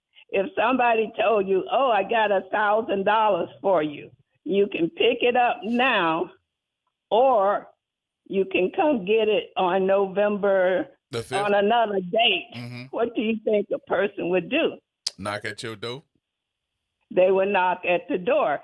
So, the expression, there's no time like the present, and that's an expression for a particular reason, because otherwise you're going to make a lot of assumptions about the future. And that is, and one other thing I noticed today, I was at City Hall today, and I took something out of my purse, and my I voted sticker fell out. And so the person that was waiting on me, I say, "Oh, have you voted?" And the person said, "Oh, no, I haven't voted yet." So I'm wondering how many city employees have not voted or taken advantage of early voting. And I'll just hang up and listen, but that's all I had to say. There's no time like the present, because otherwise you are making many assumptions. Very good point. Thank you, Miss Dorothy. Thank you. Alrighty, bye-bye. Hey, Miss Pamela. Hello. How you doing? I'm good. How are you? Good, and yourself? I just wanted to say that I'm with Jazz on that. I don't know. Now I've taken a few of my neighbors to early vote, some older ladies to early vote, and I like to do it the day of. I don't know. It's kind of like an adrenaline rush for me. I just feel like, boom, here I am, and yeah, I did it. But that's me. The day of. I just the day of. Yeah, the day of. That's how I feel. I feel just. I'm motivated. I'm up at about 5 in the morning, having my coffee, saying my prayers, meditating, and then I head out. You know what's interesting about this conversation? I might be wrong. It's probably I would get checked on this one. But you know what's interesting about this conversation? And I'm talking about the folks like yourself that like to go and vote on November the 5th, the day of. I'm kind of feeling like, we kind of like crucifying the folks that don't early vote. Well, it doesn't feel. It kind of feels that way when we have. No, we actually are.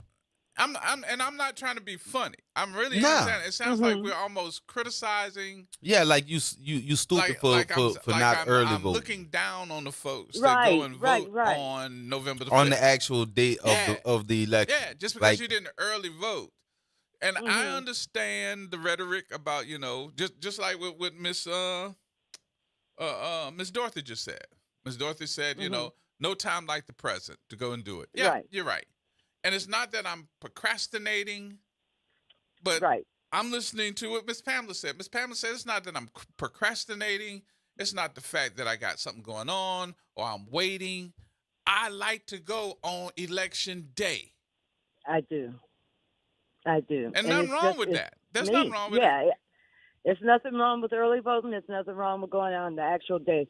But ever since I started voting at 18 years old, I'm 62. I'll be 63 Friday. I've always done the day of. Yeah. Oh, yeah. Happy birthday. Oh, wait a minute. Hold on. I'm in here twerking. Oh. Happy birthday, girl. Happy birthday. I'm twerking it for you, Miss Pamela. Baby, go ahead on. I ain't mad at you. Hold on. I see Jazz in there twerking. Oh, wait a minute. Yeah, me and Jazz both are Scorpios, so you got to watch out for our stings. Yes, indeed. Well, I just wanted to call and say that y'all have a blessed day. Well, happy birthday to you in advance, okay? Thank you, baby. All right, Thank my dear. you. Talk to you later. All right, bye-bye. All right, Big Sid. Hello. Why wait until tomorrow for what you can do today? I mean, all the cliches are coming today. All the cliches are coming today, boy. Go ahead. My job switches off days, so I'm not off on, Saturdays or Sundays or election. I believe presidential election is always on a Tuesday. As a matter of fact, I'm calling as a proud black man who just came from early voting on Chef Highway. It literally took 5 minutes for me to do that. And also for Congressman Troy Carter, shout out to Troy Carter. And Gerard and Jazz, I even put on my green suit and my pink shirt. It was an honor for me as a 52-year-old black man, or man who happens to be black, to vote for a qualified person who happens to be a black woman. Say, bro. Now, this is the issue, and this is the chance that you take. We need a picture of that green suit and that pink shirt, bro. I done put it on. I done put it on Facebook, all that. Yeah. I gotta go check that one out, bro. I can check that now, one out. Listen to this now. A lot of people who make the choice to wait until Tuesday, election Tuesday, suppose something goes wrong. Well, suppose something goes wrong today. Then you still got, I believe, till Saturday. I'm not. You know what I mean? Okay. All right, If- hold on. If something goes wrong that will prevent me from going Saturday or something, Saturday, Sunday, or any Listen, other man, day. he's making excuses, but I'm No, gonna say this. no, it's not. My I vote think is that cast. there is a legitimate gripe that folks are saying, I don't want to go early. I want to go What the if day of something the election happened day. to But that what's bag wrong that your with vote is in, Big Shed? But I'm trying to figure out what's wrong with going on election day. Let me tell you what we don't need the chance. We got a candidate that pretty much told people vote this time, this one last time, and you won't ever have to worry about voting again. We also have that same candidate to pretty much say to hell with women having the right to make the choice for their bodies. So for me, who love a man who respects and loves women, I cannot take a chance at waiting till election day. All right, but so here's another question. If I'm not mistaken, early votes are the last ones to be counted. Right. Show me the sense in that. And that is true. Early votes are the last ones counted. Well, now I'll tell y'all this, Jazz and Gerard. Just last night, I was listening to the states saying how many votes were cast for Republicans and Democrats. Mm-hmm. Yeah, but they don't have the results.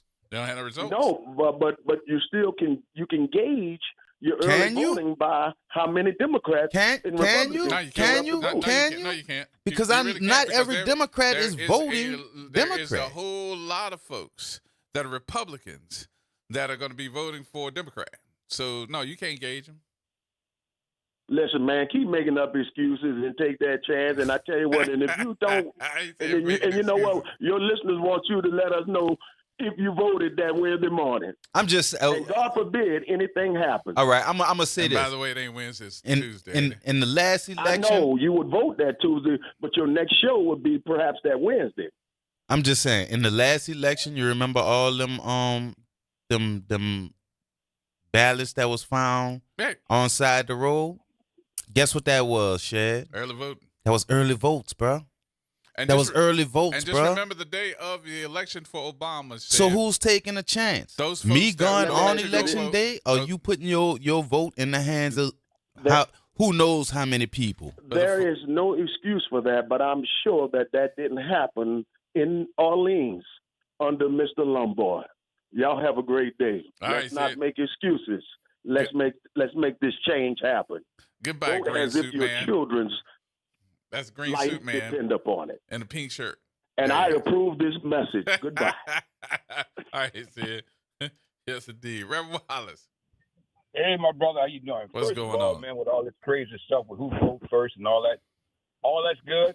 I'm glad you're going to vote, but this is going to come down to a few states, because what's going to count is those 270 from the electoral college. Mm-hmm. She can get all the popular votes she wants. And Louisiana, I was listening to you calling certain statistics off with this area and that. But some of those areas that you're calling off, the blacks do not have the majority of the votes in that district. You know what I mean? So you have to really break it down from that perspective. But the ones who called out, the ones who called out, yes, they do.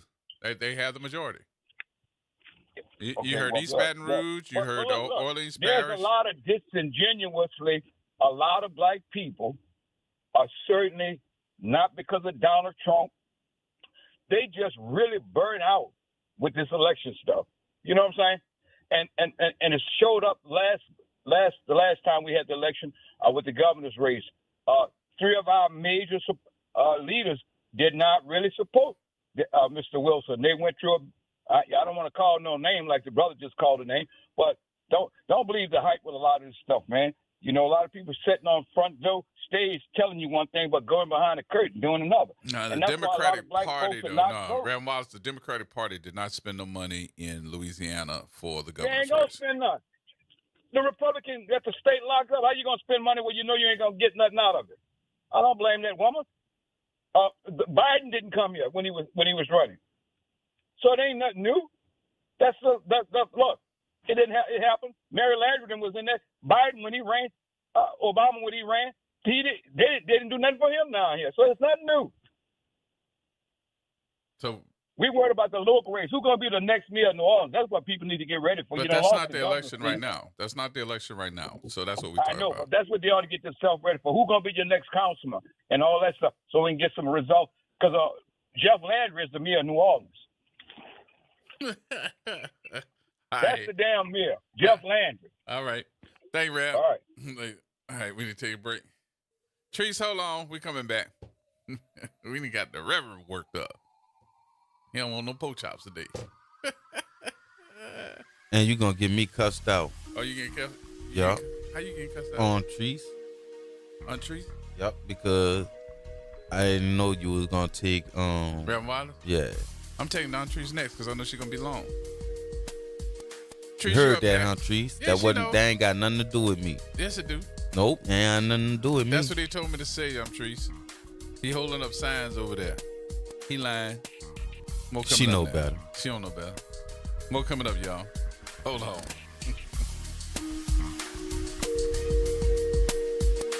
AURN News. President Biden visited Concord, New Hampshire yesterday with Senator Bernie Sanders to spotlight the Biden-Harris administration's efforts in cutting health care costs for Americans, especially seniors. A new report from the Department of Health and Human Services reveals that thanks to the Inflation Reduction Act, nearly 1.5 million Medicare enrollees have saved close to $1 billion on prescription drugs during just the first half of 2024, with more savings expected this year. Vice President Kamala Harris, who cast the tie-breaking vote on the act, also issued a statement highlighting key achievements, including capping insulin costs at $35 per month for seniors and negotiating lower prices for some of the most widely used medications. Harris, a longtime advocate for healthcare reform, vowed to continue to fight for affordable healthcare, emphasizing her track record of holding Big Pharma accountable. As Republican officials aim to repeal these critical protections, the administration is pushing forward with more efforts to make healthcare accessible and affordable. For AURN News, I'm Ebony McMorris. Hey, New Orleans, Tavis Smiley here, inviting you to join me each weekday evening at 7 p.m. right here on WBOK 1230 a.m. for the Tavis Smiley Show. You can expect great guests and getting the answers you need to know. It's the Tavis Smiley Show on our new home in New Orleans, WBOK 1230 a.m. Tavis Smiley. Ranked number 45 on the Heavy 100 list of the 100 most important radio talk show hosts in America. Delgado Community College offers programs in business, technology, health sciences, and the arts. With over 100 career-focused degrees and certificates that are affordable, flexible, and transferable, we can give you the knowledge and skills to succeed. Delgado is a great fit if you're starting your post-high school education, or we can help you advance or change your career. Take a step toward being unstoppable at Delgado Community College. Visit dcc.edu to learn more today. Welcome to Chemical of the Month, a service of the community scientist and Rise St. James. This month, we're focusing on lead, a heavy metal that's dense, soft, and poses serious health risks. In Cancer Alley, lead exposure from industrial emissions or contaminated soil can significantly increase cancer risks and other health problems. Stay informed and protect your health. For more information, visit risestjames.org. Hi, it's Dr. Shepard with Your Medical Minute. Let's discuss one harmful ingredient in many hair products, formaldehyde. This colorless gas is a known carcinogen found in hundreds of hair care products disproportionately used by Black women, such as Brazilian blowouts and keratin treatments. It increases the risk of cancers such as uterine, breast, ovarian, and of the upper respiratory tract. It's linked to allergic dermatitis, headaches, asthma, and nervous system disorders. The chemical has many names and derivatives, and even products that do not have formaldehyde may release it, such as methylene glycol or formalin. Risks are increased with long-term exposure. Lawsuits have been filed against prominent companies and manufacturers like L'Oreal, Revlon, Sally Beauty, Soft Sheen, and Avalon. In June, there were 8,170 hair straightener lawsuit filings. The FDA has been considering a ban on formaldehyde, but is consistently pushing back the timeline to reach a decision. You can call the FDA and support the ban or submit a public comment. For more information about safe beauty products, call me at 504-858-4696. This has been a Medical Minute with Dr. Cassandra Shepard on WBOK 1230 AM.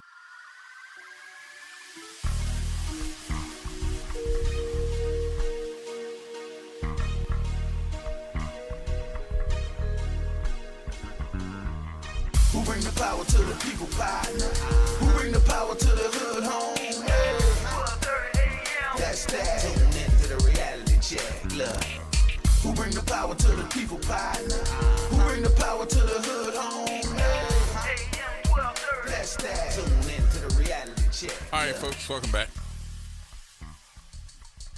I'm Teresa. I was trying to make sure that Jazz understood that, you know, yeah, he just didn't understand. He tried to put me on blast. I put him on blast now.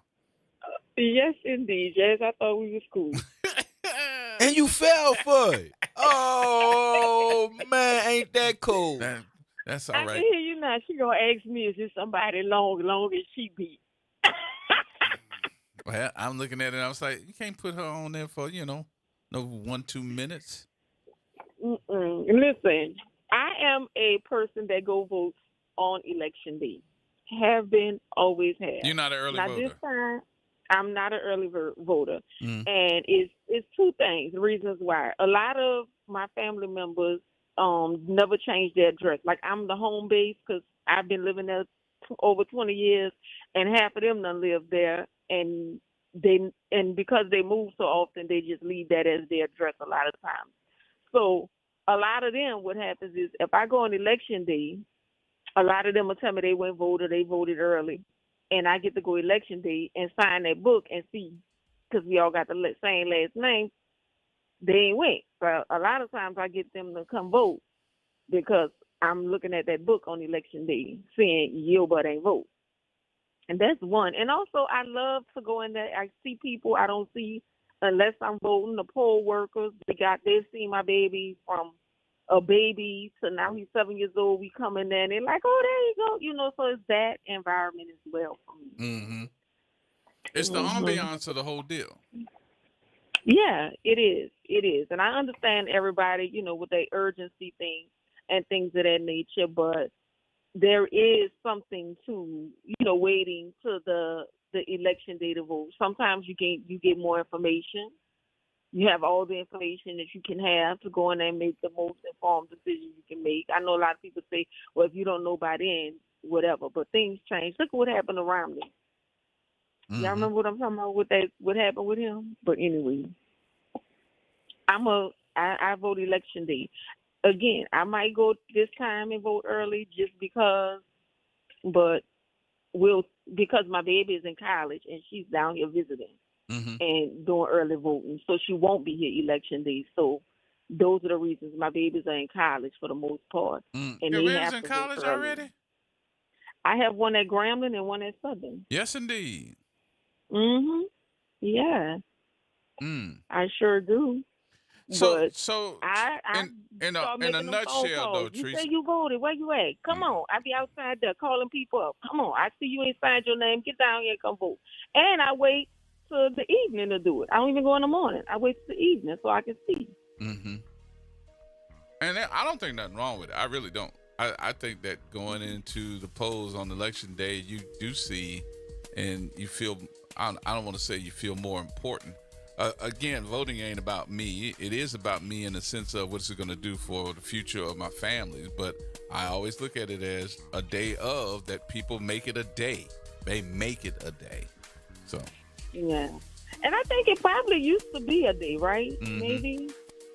Yeah, I just feel like we're just promoting early voting a little bit more than we have in the past. So. I just think, and if we're going to promote it, let's not promote it out of fear. Right. You know, I think that's a lot of things too. It's not, you know, what you do, it's how you do it. And everything in regards to voting has to stop being about fear. Yeah, there you and go. more about, you know, coming together, you know, community or something of that nature. But the fear tactic thing of everything, you know, you got to do it. It is this.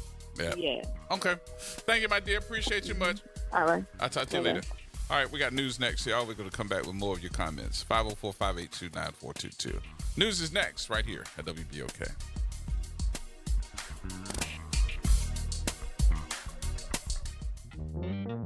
Have you heard the secret of what New Orleans is talking about? I promise everything will be okay if you're listening here on the airwaves.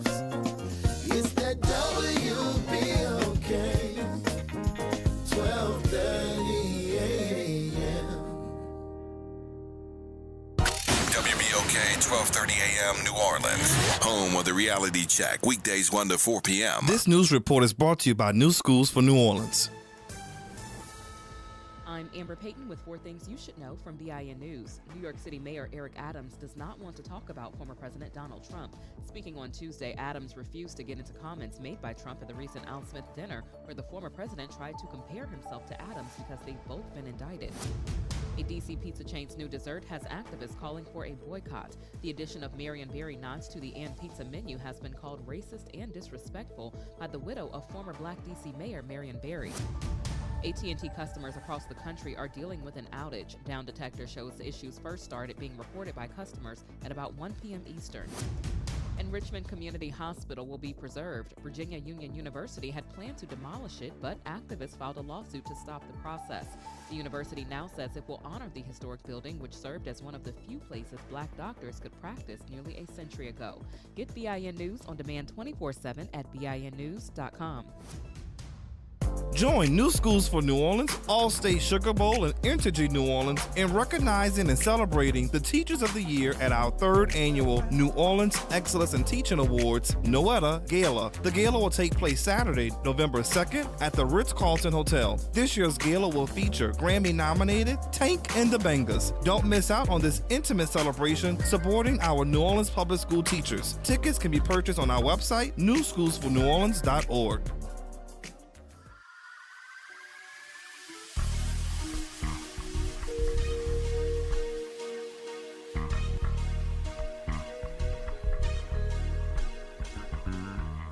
Who bring the power to the people, partner?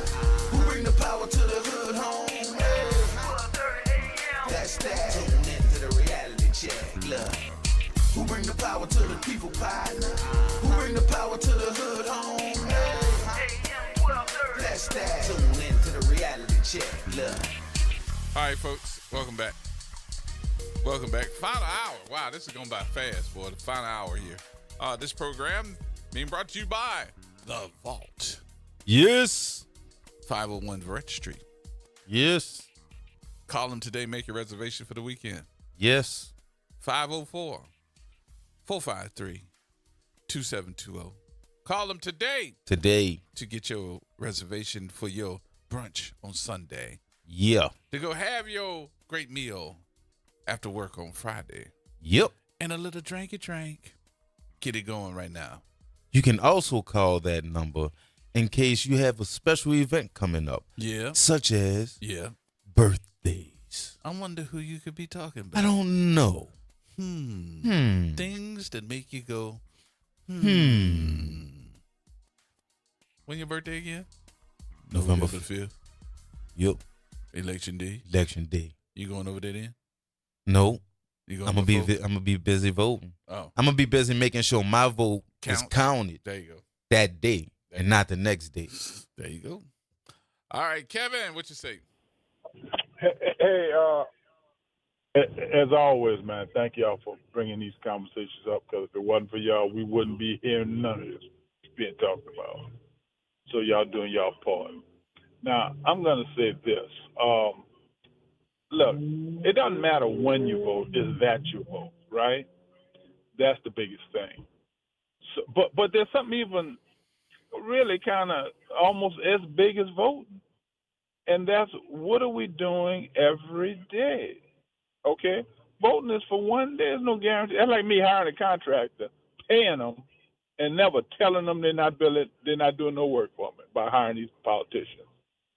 And look, a demand, what they say, only comes from when you say something. I forget the phrase, but if we don't say nothing after we elect them, and we can't say anything, we're not educated until we start coming together in think tanks. I really hope we just are unserious people, because the other alternative is we're really cognitively deficient like these people think we are. And nobody is bound to respect you if they don't think you capable of being something that can think at a higher human level. Okay, and we have 400 years that they've been seeing us do this. People see this all over the world. No one We're losing more and more respect. We're not even doing what our ancestors did before us. And we're going to all these institutions, getting all these degrees. And it's like it's worthless. Look, we got to start being what we want to see. Okay, and if you don't know what that is, look at people who getting things done and copy them. Fake it till you make it. But until I hear us talking about getting together, none of this stuff makes any kinds of sense. Because if you don't do the work, nobody gonna do it for you. And that's it. That's all. Cool. All right, Kev. Thank you, brother. All right. Thank y'all.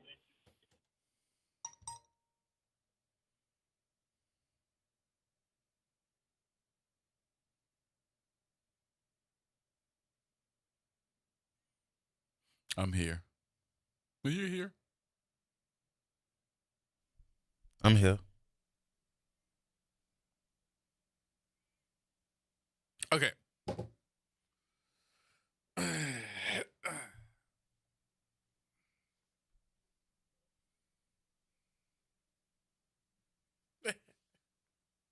I'm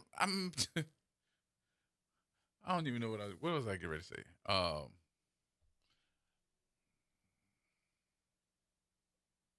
I just gotten to the point where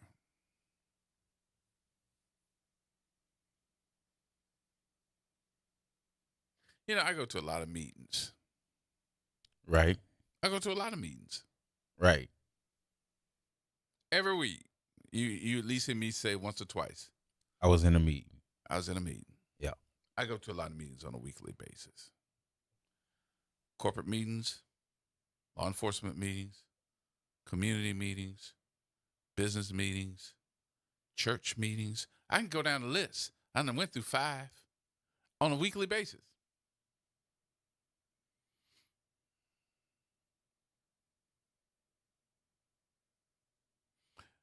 Going to all those meetings, I would say maybe 1, maybe 2. Out of all those meetings, I get something from it. Now, it might be vice versa. With me going to the meetings, they might get something from me. But at least maybe 1 or 2 of the meetings, I get something from it. And honestly, a lot of those meetings, I'd rather not go. Because I feel like I ain't getting nothing from those meetings. It's something that I would say that a lot of those meetings, I'm not getting out of anything productive. They end up being bitch sessions. Can I say bitch sessions on there? I just said it. Oh, you need to beat me. Do you need to beat me out? They're bitch sessions. So you're going to make me beep you out 2 times? I tell you. Nah, 3 times. Is it all right for me to say bitch sessions? I can say bitch sessions. I can say that though. Huh? Please stop. So I really do feel that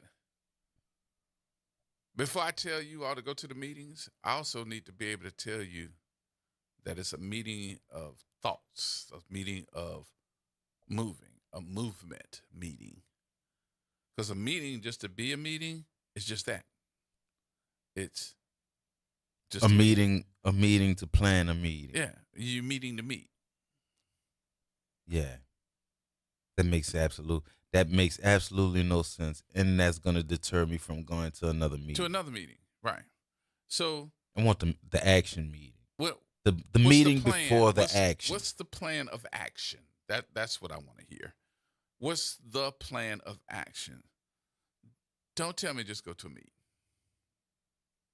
I don't want to meet with you if we just meet. Oh, well, we need to get the thoughts together. Get your thoughts together before the meeting. We be meeting to meet. Brandon, we be meeting to meet. And I really do believe that's a problem with a lot of us. We meet to meet, we meet to grandstand, or we just be meeting to be seen. It's just like, okay, this is really going to get me in trouble. It's just like a lot of people that go to church. Did Gerard just compare a meeting to a church? Yes, I did. And I have the right to say that because I go to church just about every Sunday. But a lot of people may not. I might not be able to deliver that in as far as a sermon is concerned, but I ain't trying to. But I go to church every Sunday. If you don't believe me, ask my church members. I'll call them up and I'll let you talk to them. They'll tell you he there every Sunday. Just to say, just to let you know, being in the building Be and quiet. you actually Just be being quiet. there Just be quiet. is two totally different things. Just cut your mic off. But anyway. But it makes me say this while I'm there because, again, I'm doing work. I'm not only just there, I'm doing work, and then I can analyze several different things. And that is, when you go to church, I'll ask somebody after the sermon is over with, after we get ready to leave out, and they'll be like, man, I really enjoyed what the pastor talking about. What message did you get from it? And if they can't tell me the message that they got from the sermon that was said, are you there for the message? What did you get from the message? Or were you there for the show? Because there's also a show that goes around. Well, are you there for the gossip to see what Sister so-and-so wearing and what kind of hat she got on, what kind of suit brother so-and-so? You trying to find a Christian man or a Christian woman? Or can you tell me what the message was that you got from the Bible that was delivered by your pastor? If you can't tell me the message, then you ain't there for the right reasons. You pulling the Marshawn Lynch. You meeting just to go. Yeah. You're just meeting to meet. I'm here not to get fined. That's it. That's all. That's all. Ronald, what you say? Yes, I used to call it Jim, and it was a famous thing we called Jim, greet, eat, and meet. And as you say, they have the sessions where all this is wrong and that need to be fixed. But I always would cut off and say, okay, we all got a complaint. What we need to do to fix it? And I make it a practice. I don't attend a lot of meetings because, like I say, we greet, eat, and meet, and the same problem exists. All right, same thing exists that we started out with when we came in there for. It's still there. It only got bigger because now everybody know about it. It's bigger, and we still don't have a solution. We're still at the same junction that we got a problem. So it's always good to prepare before you get to the meeting. Mm-hmm. My point always is, what is the purpose? Let me tell you If you don't have a purpose, let me don't tell you do it. something, Ronald. I would tell you one of the most effective meetings that I have been to in the city of New Orleans, and I always say this, and I always give him kudos, was when Reverend Webster was here. And Yes. we used to go over to Christian Unity Christian every Unity, Monday correct. for that conversation piece with him and several other advocates for justice that were sitting at that table every Monday afternoon. There was always an action plan before they dismissed. Right. Well, here's one action came out of it. You remember we had the thing at Suno that weekend where we had different rooms finding out, taking data on Yes. how to attack the issues And of the city. I helped put it together. Well, that was a very productive. It started. We left there, and we had a meeting. And when we got to Suno, we had folks, all the issues in the community. We had different rooms, and they had a chance to That was dialogue and me, put down Terry Davis, and action Dr. plan. Bowie. That was me, Right. Terry Davis, and Dr. Bowie Right. who put that together. And in every one of those rooms, we had Terry Clay with Lifestyle, we had Minister Willie, and everybody had the leader of an issue that was in there. But at the end of the day, there was an action plan on how we combat it. And I think at that time, we was in our violent area of the city. Mm-hmm. All right, it's a violent area. We had the police brutality, and I can't remember the other issue. But And what it was came out of packed. it, we attacked the problems that we have. So when I'm saying, I hear folks saying, "Oh, we got crime under control of the community." But you know who we was have there? been doing this before. Wendell Pierce was there at that time. Yes. Camille Whitworth on Channel 6. Yes. She was Yes. there. Dr. Bowie. And we had breakout sessions. And you know who Right, helped that's organize what I'm talking that? about in all of those rooms. And you know who else helped me organize that? Which, he took no credit whatsoever. But I wanted to make sure that everybody understood that he was a big part of it. Ray Nagin. Okay. Yeah, it was interesting. And every issue had people that could address it as a moderator. Norman Robertson came through, and I'm saying as they brought the issues in those different rooms, and I can't think of the doctor name, I can't think his name. Not Sankeela, it was another doctor. He was there. I can't think his name. He was there. But one of the things happened, we talked about the crime, the curfew, all those things, the education. The work. That was on Martin Luther King Day.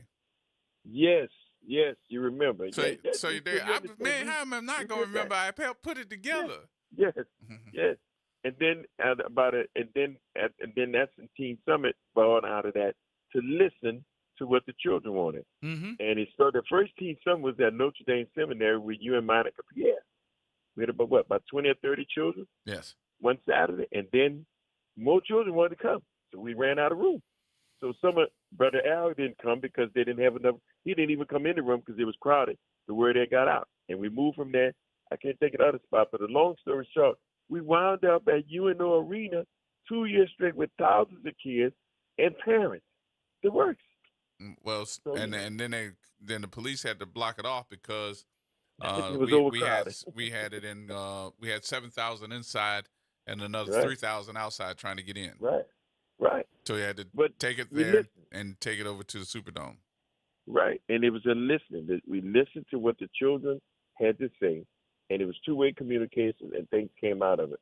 Out of that came the curfew, and we had some competitions on the schools on who was going to do this and that, and it was a real good time. Mm-hmm. And then Katrina came along, and a lot of folks didn't make it back, and we lost that.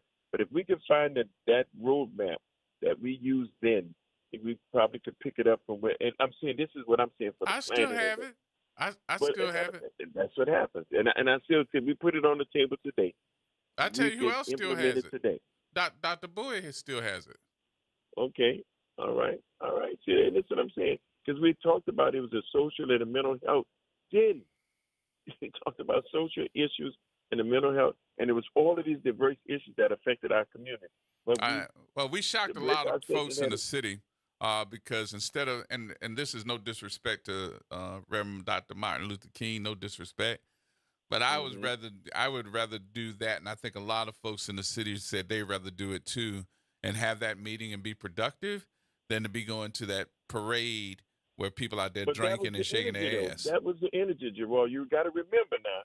We had floats in the Martin Luther King parade, and I complained.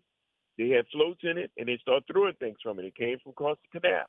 They got on Canal Street and they attacked some folks that didn't look like us in there, and that was the result of the Martin Luther King thing. And that's how we said, well, look, we need to do some work, collective work, and see what we come up with, and we did that. And then the next thing it came is going to be a chocolate city at the end of the day, and that's what happened. Yeah. So and I still think I only wish we could revive that again because I know it's needed, still needed.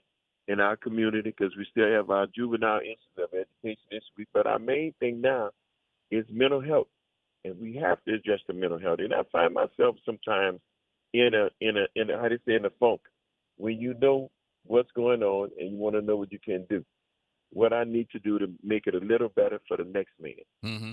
So that's where I'm at. And I know you have those moments, and I know Jazz have those moments. It's just who you are. You see things. And you say, now what could I do to make this a little better for him or her or them? And that's it. And that's part of where we're in. And then some of the listeners probably say today, we have that same thing of what we can do. Because the people listen to this station, they're very conscious about their community. We may not agree on how to get there or whatever, but at the end of the day, they're conscious about making it better in their community. Yeah. I thank you for that, Gerald. But remember, Jim, Greet, Eat, and Meet didn't have no food out there. But we had breakout sessions in the plan, and I hope we could, for this year, we can start that plan to do that for Martin Luther King. Yeah. Thank you for taking my call. Keep up the good work. You too, Jess. I like your football analogy, bro. All right. Thank you again. I'll see you later, man. All right. Hey. Yeah, I keep telling Ron I'm going to see you later because today over at Orleans Parish Sheriff's Office, on the second floor, they're having their domestic violence impact seminars. That's going to happen starting at 4 o'clock. And the I would say the women, but I'm going to just say the staff of the Orleans Parish Sheriff's Office Domestic Violence Unit will be putting this on. And they got a lot of great folks on the panel, judges, folks that are going to be pastors. A lot of victims will also be there to hear it. And I want to tell you, go. especially if you're dealing with some domestic violence stuff and you think you're all alone on this, don't just listen to the sound of my voice and say, oh, he's just talking. No. It's for you. It's for you. Man or woman, it's for you. 2800 Perdido Street. It is Building A. Don't go to Building B. Go to Building A. That's the first building when you pull in the driveway. Go in the front door and go and get on the elevator and take to the second floor. And you'll be able to see where everybody's going, okay? Domestic violence, their whole seminar happening today. That is starting at 4 o'clock. We're going to be over there at about 4:15, 4:20. They'll be able to start it up and get it on. Captain Minto and all those folks that came in and did the domestic violence test on the air with us, that's who's putting it on. You don't want to miss it. It is today. Please go. Even if you're not a victim or anything else, go and see, because you'd be surprised on some of the statistics that's going to come out of there. Go and see. I'll see y'all over there. More coming up. Everybody hold tight.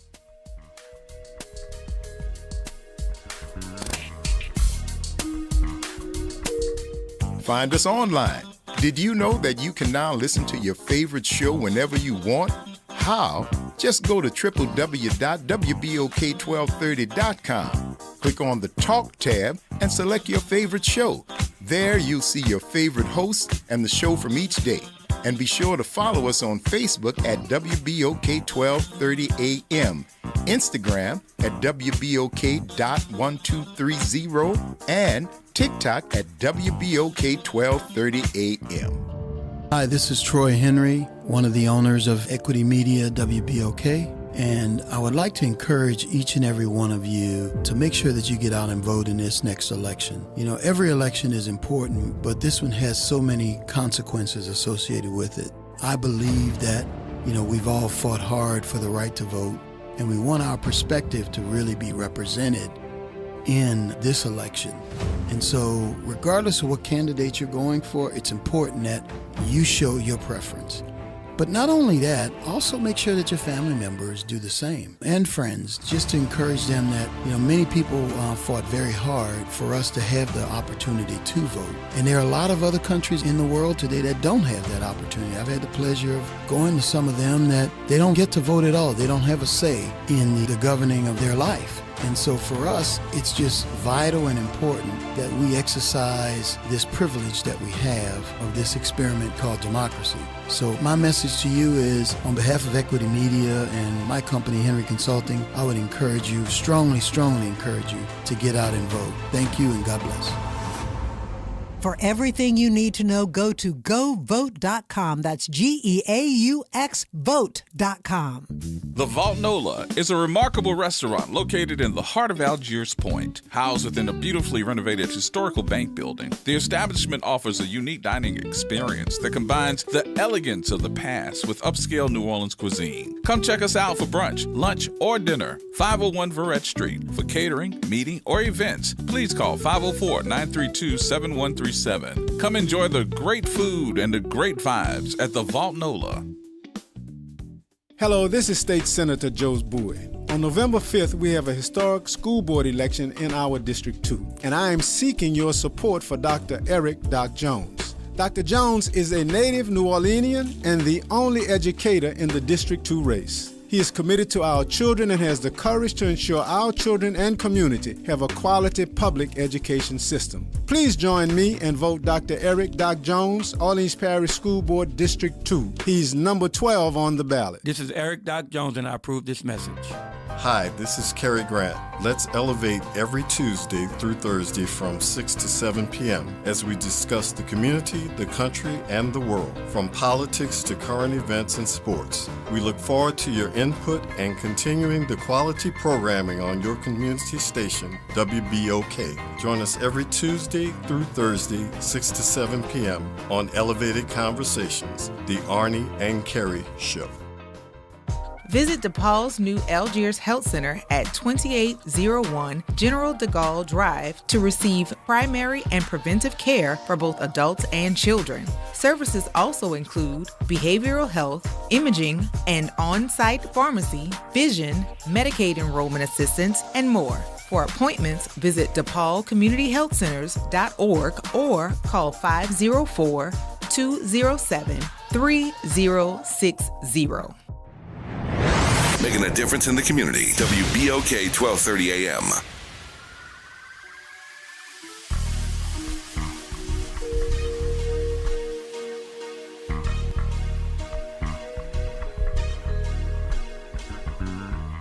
Who bring the power to the people, partner?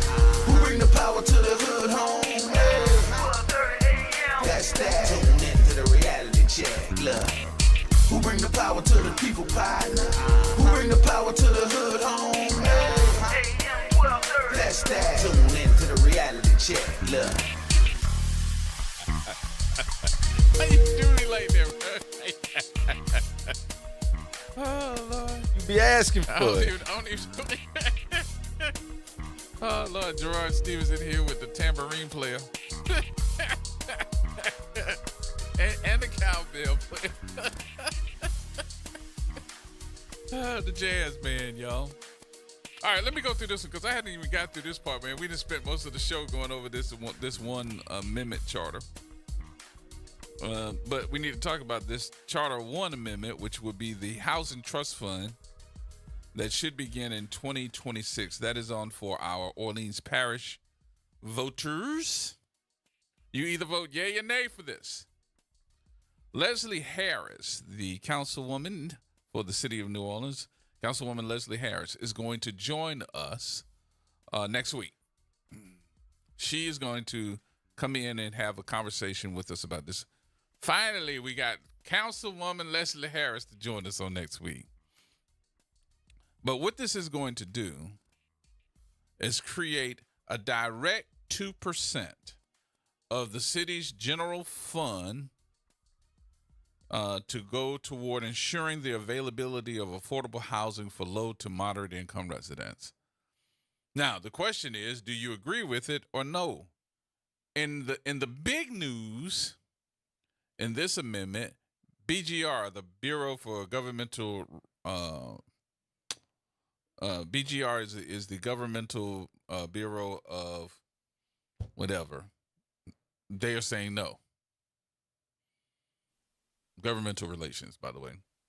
They're saying no.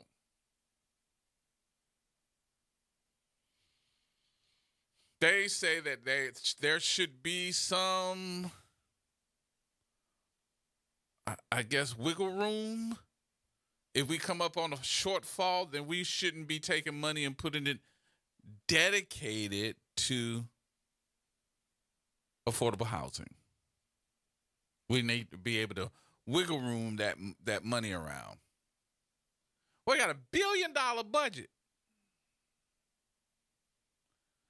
And we think that we're going to be a shortfall in money.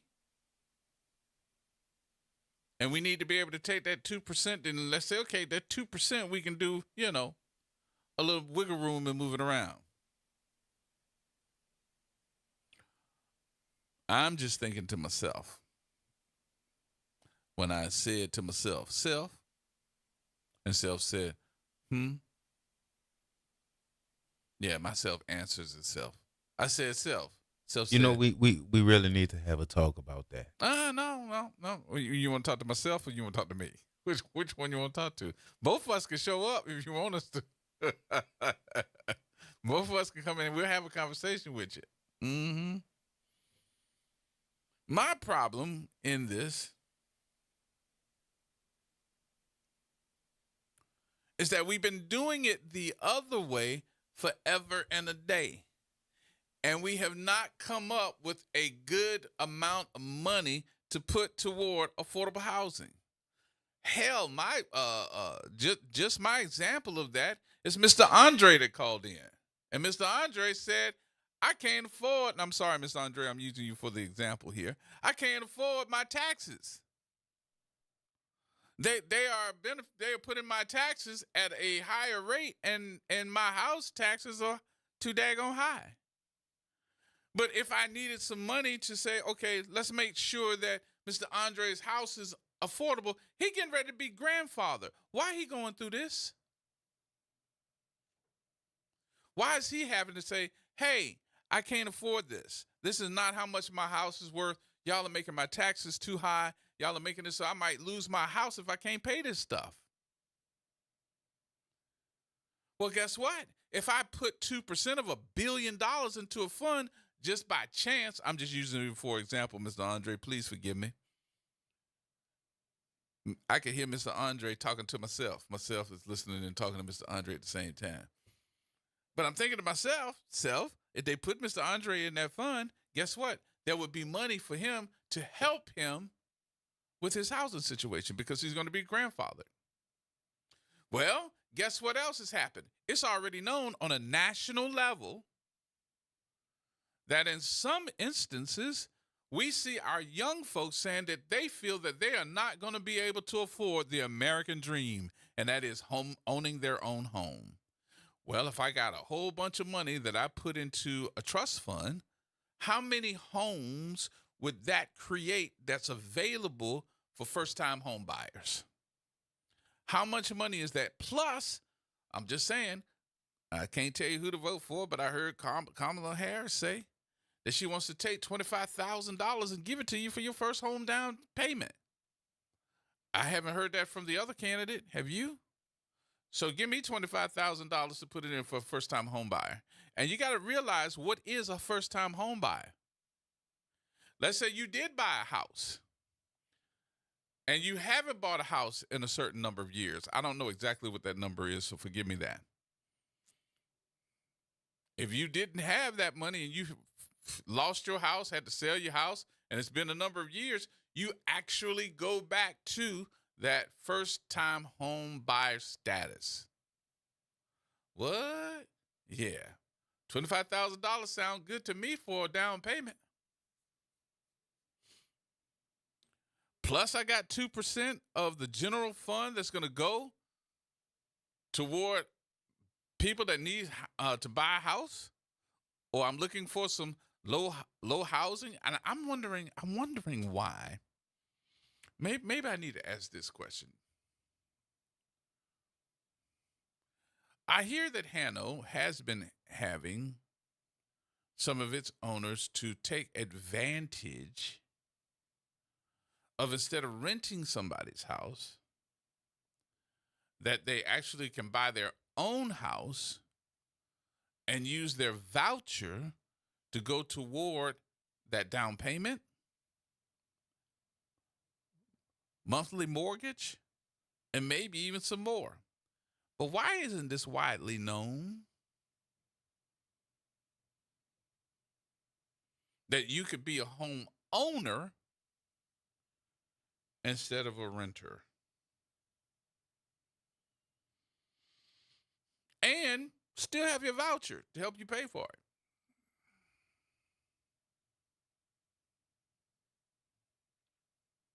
Maybe it's me. So what you say? All right, 504-582-9422. 504-582-9422.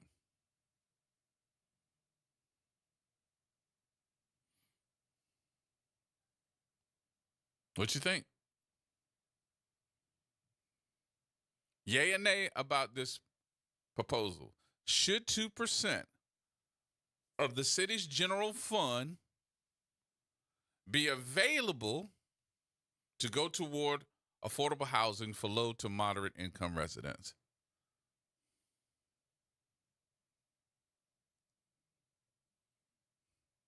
Let me go through it. The Council of the City of New Orleans hereby ordains that an election is hereby called with Section 9.202 of the Homeroom Charter of the City of New Orleans in Article 4, Section 4 of the Louisiana Constitution of 1974. That said election shall be held on November 5th between the hours of 7 a.m. and 8 p.m. under the general election laws of the state of Louisiana. That the official ballot to be used at said election and inserted in all voting machines shall be printed thereof the following. It's a proposition.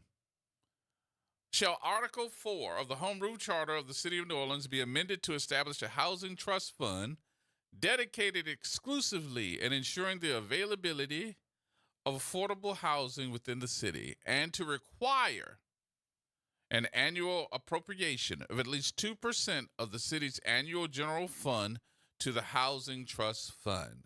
In the event the ballot proposition contained in Section 3 here and above is approved by voters on November the 5th, Article 4, Section 6-201 of the Homeroom Charter of the City of New Orleans, as amended, shall read as follows, effective January 1st, 2025, and applicable to budget years 2026 and thereafter. The financial administrative procedures of Article 4 and the operating funds. The Director of Finance shall establish and maintain the following operating funds. The Housing Trust Fund. At least 2% of the city's annual general fund shall be appropriated by the City Council and deposited into the City of New Orleans Housing Trust Fund, provided, however, that the Council, by unanimous vote of a quorum, may appropriate less than 2% in the event of a declared state of emergency due to an act of God, riot, war, or a grave emergency which threatens widespread loss of life or grievous injury to health or property. What does that mean, Gerard? Oh, I'm glad you asked, Gerard. Thank you so much. Which I agree that these are circumstances. When they say an act of God, do we understand what that is? An act of God. Act of God, hurricane, tornadoes, floods. Those are considered acts of God. But we also put in there a riot, a war, or a grave emergency which threatens widespread loss of life or grievous injury to health or property. What could that be?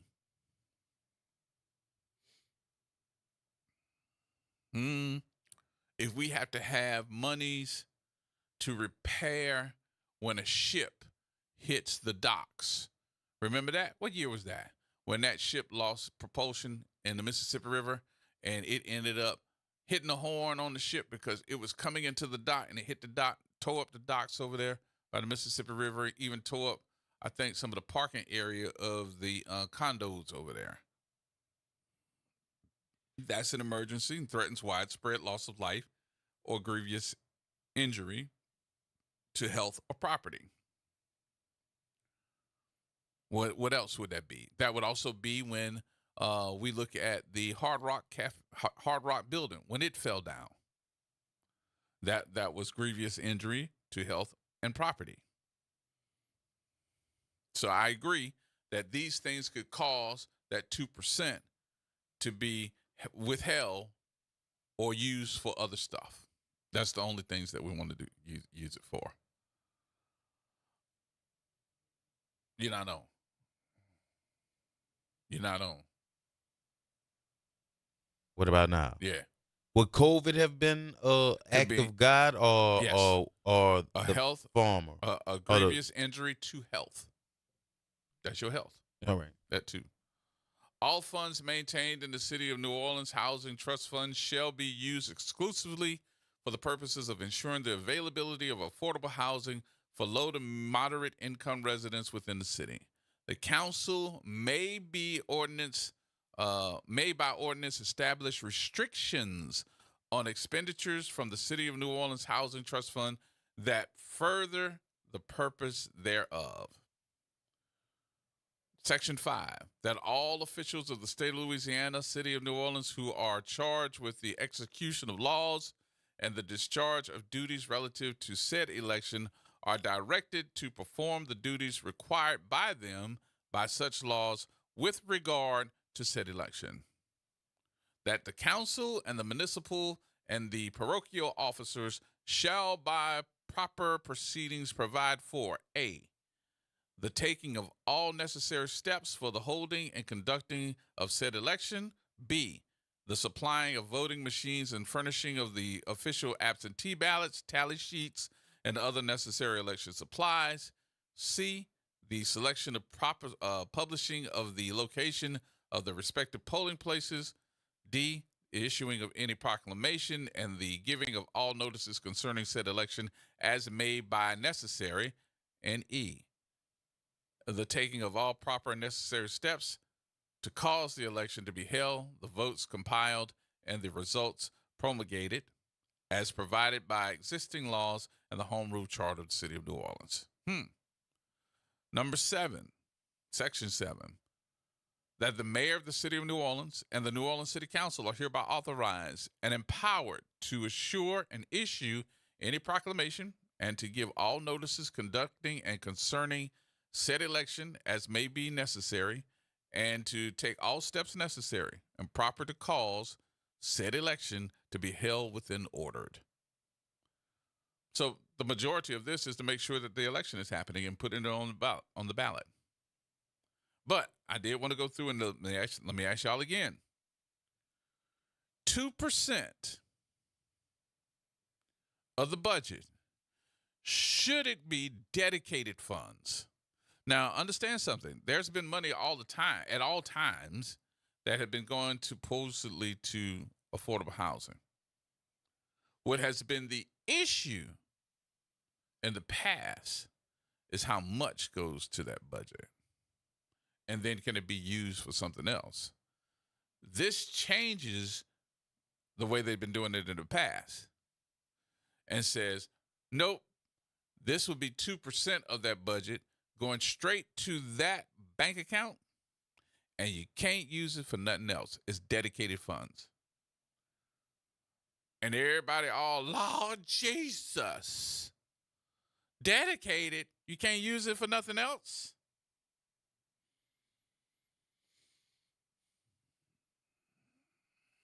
What y'all think now? Come on. Should it? 504-582-9422. I got a couple of more minutes before I get off the air here. Just want to make sure that we're paying attention to this because you got to vote on it. What you think? Can I add a percent? That's just to let you know where I'm at on that. I feel like that should be 3%. Dedicated. Most important word there. Dedicated. It's dedicated. That means keep your filthy hands off the and it's not going in the general fund. Keep your filthy hands off. It's not going because into the people hole. It's going into the black hole. No.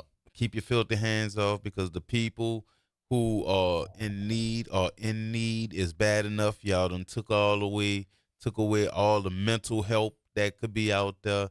So yeah, since y'all done took away the mental help, add a percent. Just saying. You can look at me crazy. And I understand. Am I looking at you crazy? Yeah, you're looking at me crazy. Oh. But that's where I'm at.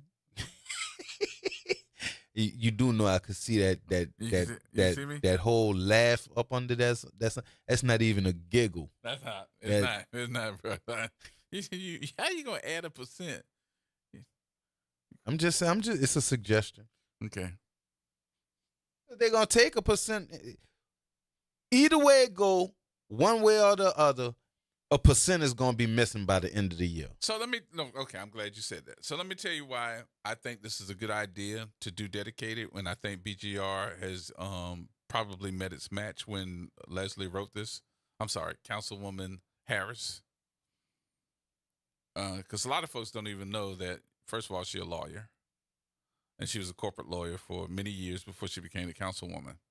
Second of all, I think the point is we've been doing it the way that they said, oh, let's continuously do it that way forever and a day. We've been doing it that way, and we haven't been meeting the match of people that need housing monies.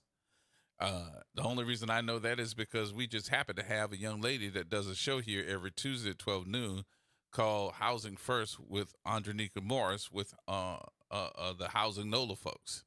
She knows this better than anybody. Not only that, she's been on housing boards for the city of New Orleans. As a matter of fact, she's so vocal about it, I think she got thrown off because she was too vocal. She said, y'all ain't doing your jobs. And when she said that, oh, we thank you for your service. Because she's like, okay, I'm not going to be quiet, though. So she understands these different issues.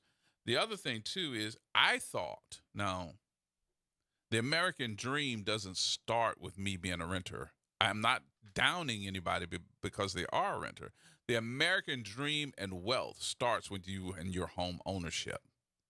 If you've never thought about home ownership, this is what I would say. We need to start taking our agencies of housing, especially Hano, and start having a conversation with them. I don't know what just happened. You just turned me way up.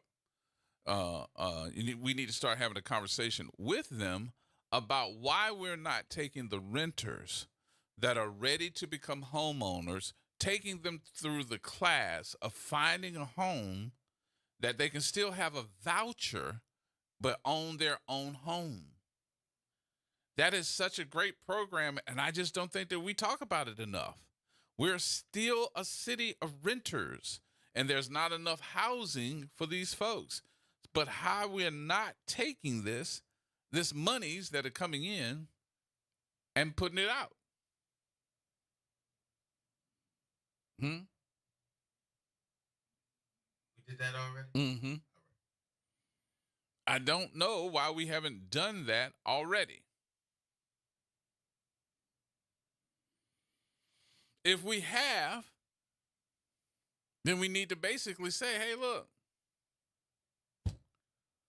how many folks became, why aren't we touting how many folks left from being renters to becoming homeowners under my administration? I would rather pat myself on I would pat myself on the back. Hell, if I made 30 or 40 homeowners in a year, I'd pat myself on the back. They'd be like, look at that conceited mayor patting himself on the back. And you need to understand why I'm saying pat myself on the back. It's not because I want to take credit for you becoming a homeowner. I'm looking at all the people that just built wealth. Y'all owning cars and nice cars. So, this is going to sound bad. It bothers me to see the people that got $40,000, $50,000, $60,000 cars and trucks pulling it up to an apartment. Hello? It bothers me to see people that have rims that cost more than my whole damn car does. Our priorities. You need to build some wealth for yourself, and a home starts that process. It bothers me because we haven't done financial training. That financial training is what needs to be done.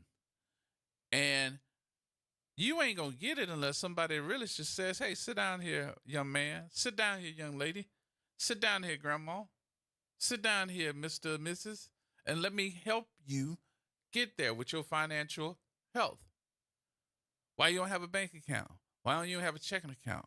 How come you don't have these different things? How come you don't start your business up legitimately and not stop just selling stuff at the daggone second line so you can get cash? That's not where I am. It's time for us to grow up. All them little baby tricks that we played when we was young out there, it behooves me on why we keep seeing the same folks doing the same stuff all the time. And then when I sit down and ask myself that question, I'd be like, self said, I said, why are we seeing the same folks doing the same thing? They ain't grown. It's not they ain't grown. They just don't know. Or they do know and they don't have nobody to want to help them. But I'm paying you hundreds and hundreds of thousands of dollars to be mediocre. Y'all, what gets me about this city is that we got a whole bunch of folks that are making top dollar for excellence, and their services that they provide are mediocre. Ooh. What you say? I'm going to say it again. It really bothers me that we're paying people hundreds and hundreds of thousands of dollars on a yearly basis of your tax dollars. but the services that they're in charge of and what they provide are mediocre to poor. You paying for bull crap. I said crap. Don't be calling Jeff and them telling Jeff, then somebody gonna call Jeff, tell Jeff that I said a bad word on the air. I said bull crap. You know, that's what they do these days. All right, we're going to take our break. We'll come back and get you ready for the sports report coming up at 4 o'clock. Everybody hold tight. More coming up.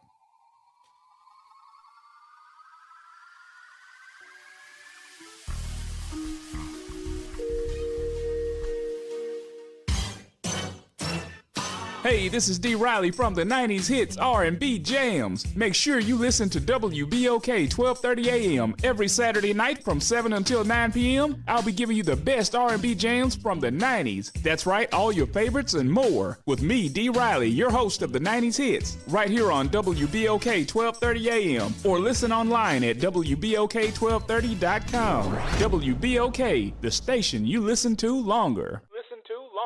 It's Off the Top with Norman Robinson on WBOK 1230 AM. Hey, y'all. Let's talk about the elephant in the room that impacts every American citizen, the Electoral College. You know, it's time we reconsider this outdated and questionably unfair system and consign it to the ash bin of history. Established by the Founding Fathers in the late 18th century, the Electoral College was created to keep the larger states from dominating the smaller ones. However, in modern-day America, it has become an undemocratic barrier to true representation because it undermines the one vote, one person principle of true democracy. Hence, every presidential election, the winner takes all approach used by most states means that millions of voters are effectively disregarded. In 2016, for example, Hillary Clinton won nearly 3 million more votes than Donald Trump, but lost the presidency due to the Electoral College's distribution of votes. Moreover, this discrepancy not only undermines the principle of one person, one vote, but also fosters disenfranchisement. The culprits in this disenfranchisement are the so-called swing states that ultimately decide the outcome of the election, which results in candidates shifting their campaign strategies, leading them to ignore the needs and concerns of the majority. Consequently, millions of voters are sidelined because they don't count in the electoral outcome. This prioritization of a few battleground states creates a skewed political landscape, diminishing the voices of the majority. Furthermore, the risk of faithless electors, those who break from their pledged alliances because of their personal biases, adds another layer of unpredictability to our elections, threatening the integrity of our democratic process. As we are faced with increasing polarization, it is crucial to ensure that our elections reflect the will of the majority of the people. Now, those who argue for maintaining the Electoral College insist that it protects the interests of smaller states, but in reality, it only serves to entrench power in a few key areas, undermining the very foundation of democracy. A national popular vote would encourage candidates to engage with voters across the entire country, fostering a more inclusive political discourse. To me, it's plain as the nose on your face. A true democracy demands we embrace a system that truly represents the collective will of all citizens. It's time to abolish the Electoral College and move towards a national popular vote, one that guarantees every voice is heard. One person, one vote, and every vote counts. Anything short of that is no damn democracy. This is Norman Robinson off the top. So this new dose is... nope, that's not it. The price is nowhere to be found. Mr. Green? Hi, it's all good. We've got this. This is not just help from a Walgreens pharmacist. Oh, new prescriptions. Cool. Let me check to see if these are the lowest cost options covered by your Medicare plan. Oh, that's great. Thank you. This is someone supporting you every step of the way. Chat with a pharmacist today to find help saving. This is the human kind of help.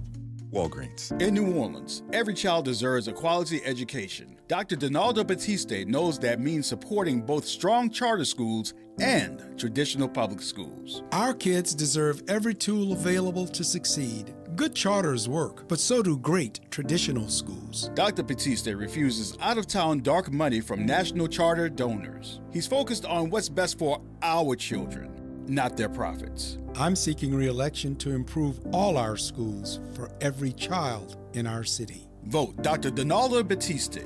Real solutions for real progress. This message is approved by and paid for by Friends to Elect Dr. Donaldo R. Batiste. The New Orleans Jazz and Heritage Foundation is the nonprofit organization that owns the New Orleans Jazz and Heritage Festival presented by Shell. With the funds generated from Jazz Fest, the foundation invests in Louisiana companies through economic development, cultural enrichment, and free educational programs. To learn more about what the New Orleans Jazz and Heritage Foundation does, please visit www.jazzandheritage.org. Are you ready to make a difference in your community? Join me, Randy Chambliss, and my co-hosts Dion Dana and Barry Mallory on Helping the Village Radio Show, where we raise awareness, advocate for real solutions, and coordinate supportive services to prevent and reduce homelessness. We're connecting the dots to build stronger, thriving communities. Tune in every first and third Saturday at 2 p.m. as we collaborate with local leaders, real estate investors, and nonprofits, working together to provide hope and opportunity for those in need. Helping the Village Radio Show, empowering change one community at a time. Visit DePaul's new Algiers Health Center at 2801 General de Gaulle Drive to receive primary and preventive care for both adults and children. Services also include behavioral health, imaging, and on-site pharmacy, vision, Medicaid enrollment assistance, and more. For appointments, visit DePaulCommunityHealthCenters.org or call 504-207-3060.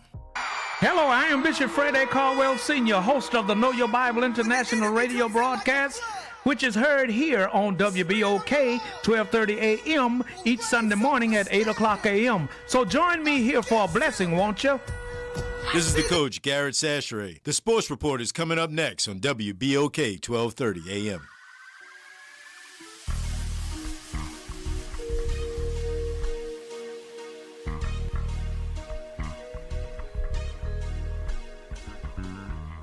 Who bring the power to the people, partner? Who bring the power to the hood home? Hey. That's that. Tune into the reality check. Look. Who bring the power to the people, partner? Who bring the power to the hood home? Hey. That's that. Tune into the reality check. Look. I'm up. Jazz told me all I got left to say is hi and bye. That's not what I said. I said just bye. Yeah, I can't even say hi. Hola in Saranari. See ya. All right, folks. Sports Report is up next. We'll see you tomorrow. Our folks from Power Coalition are going to be with us on tomorrow. And then on Friday, we are live at Dillard University. We are live in just a minute over here at the Sheriff's Office for the Domestic Violence Seminar going on today, starting up at 4 o'clock. I'll see y'all over there on the second floor. Y'all come through. Come through. It's going to be interesting. 4 to 6 today, 2800 Perdido Street, Building A on the second floor. You are invited. More coming up, folks. The Sports Report is next. That was more than Saranari. Right.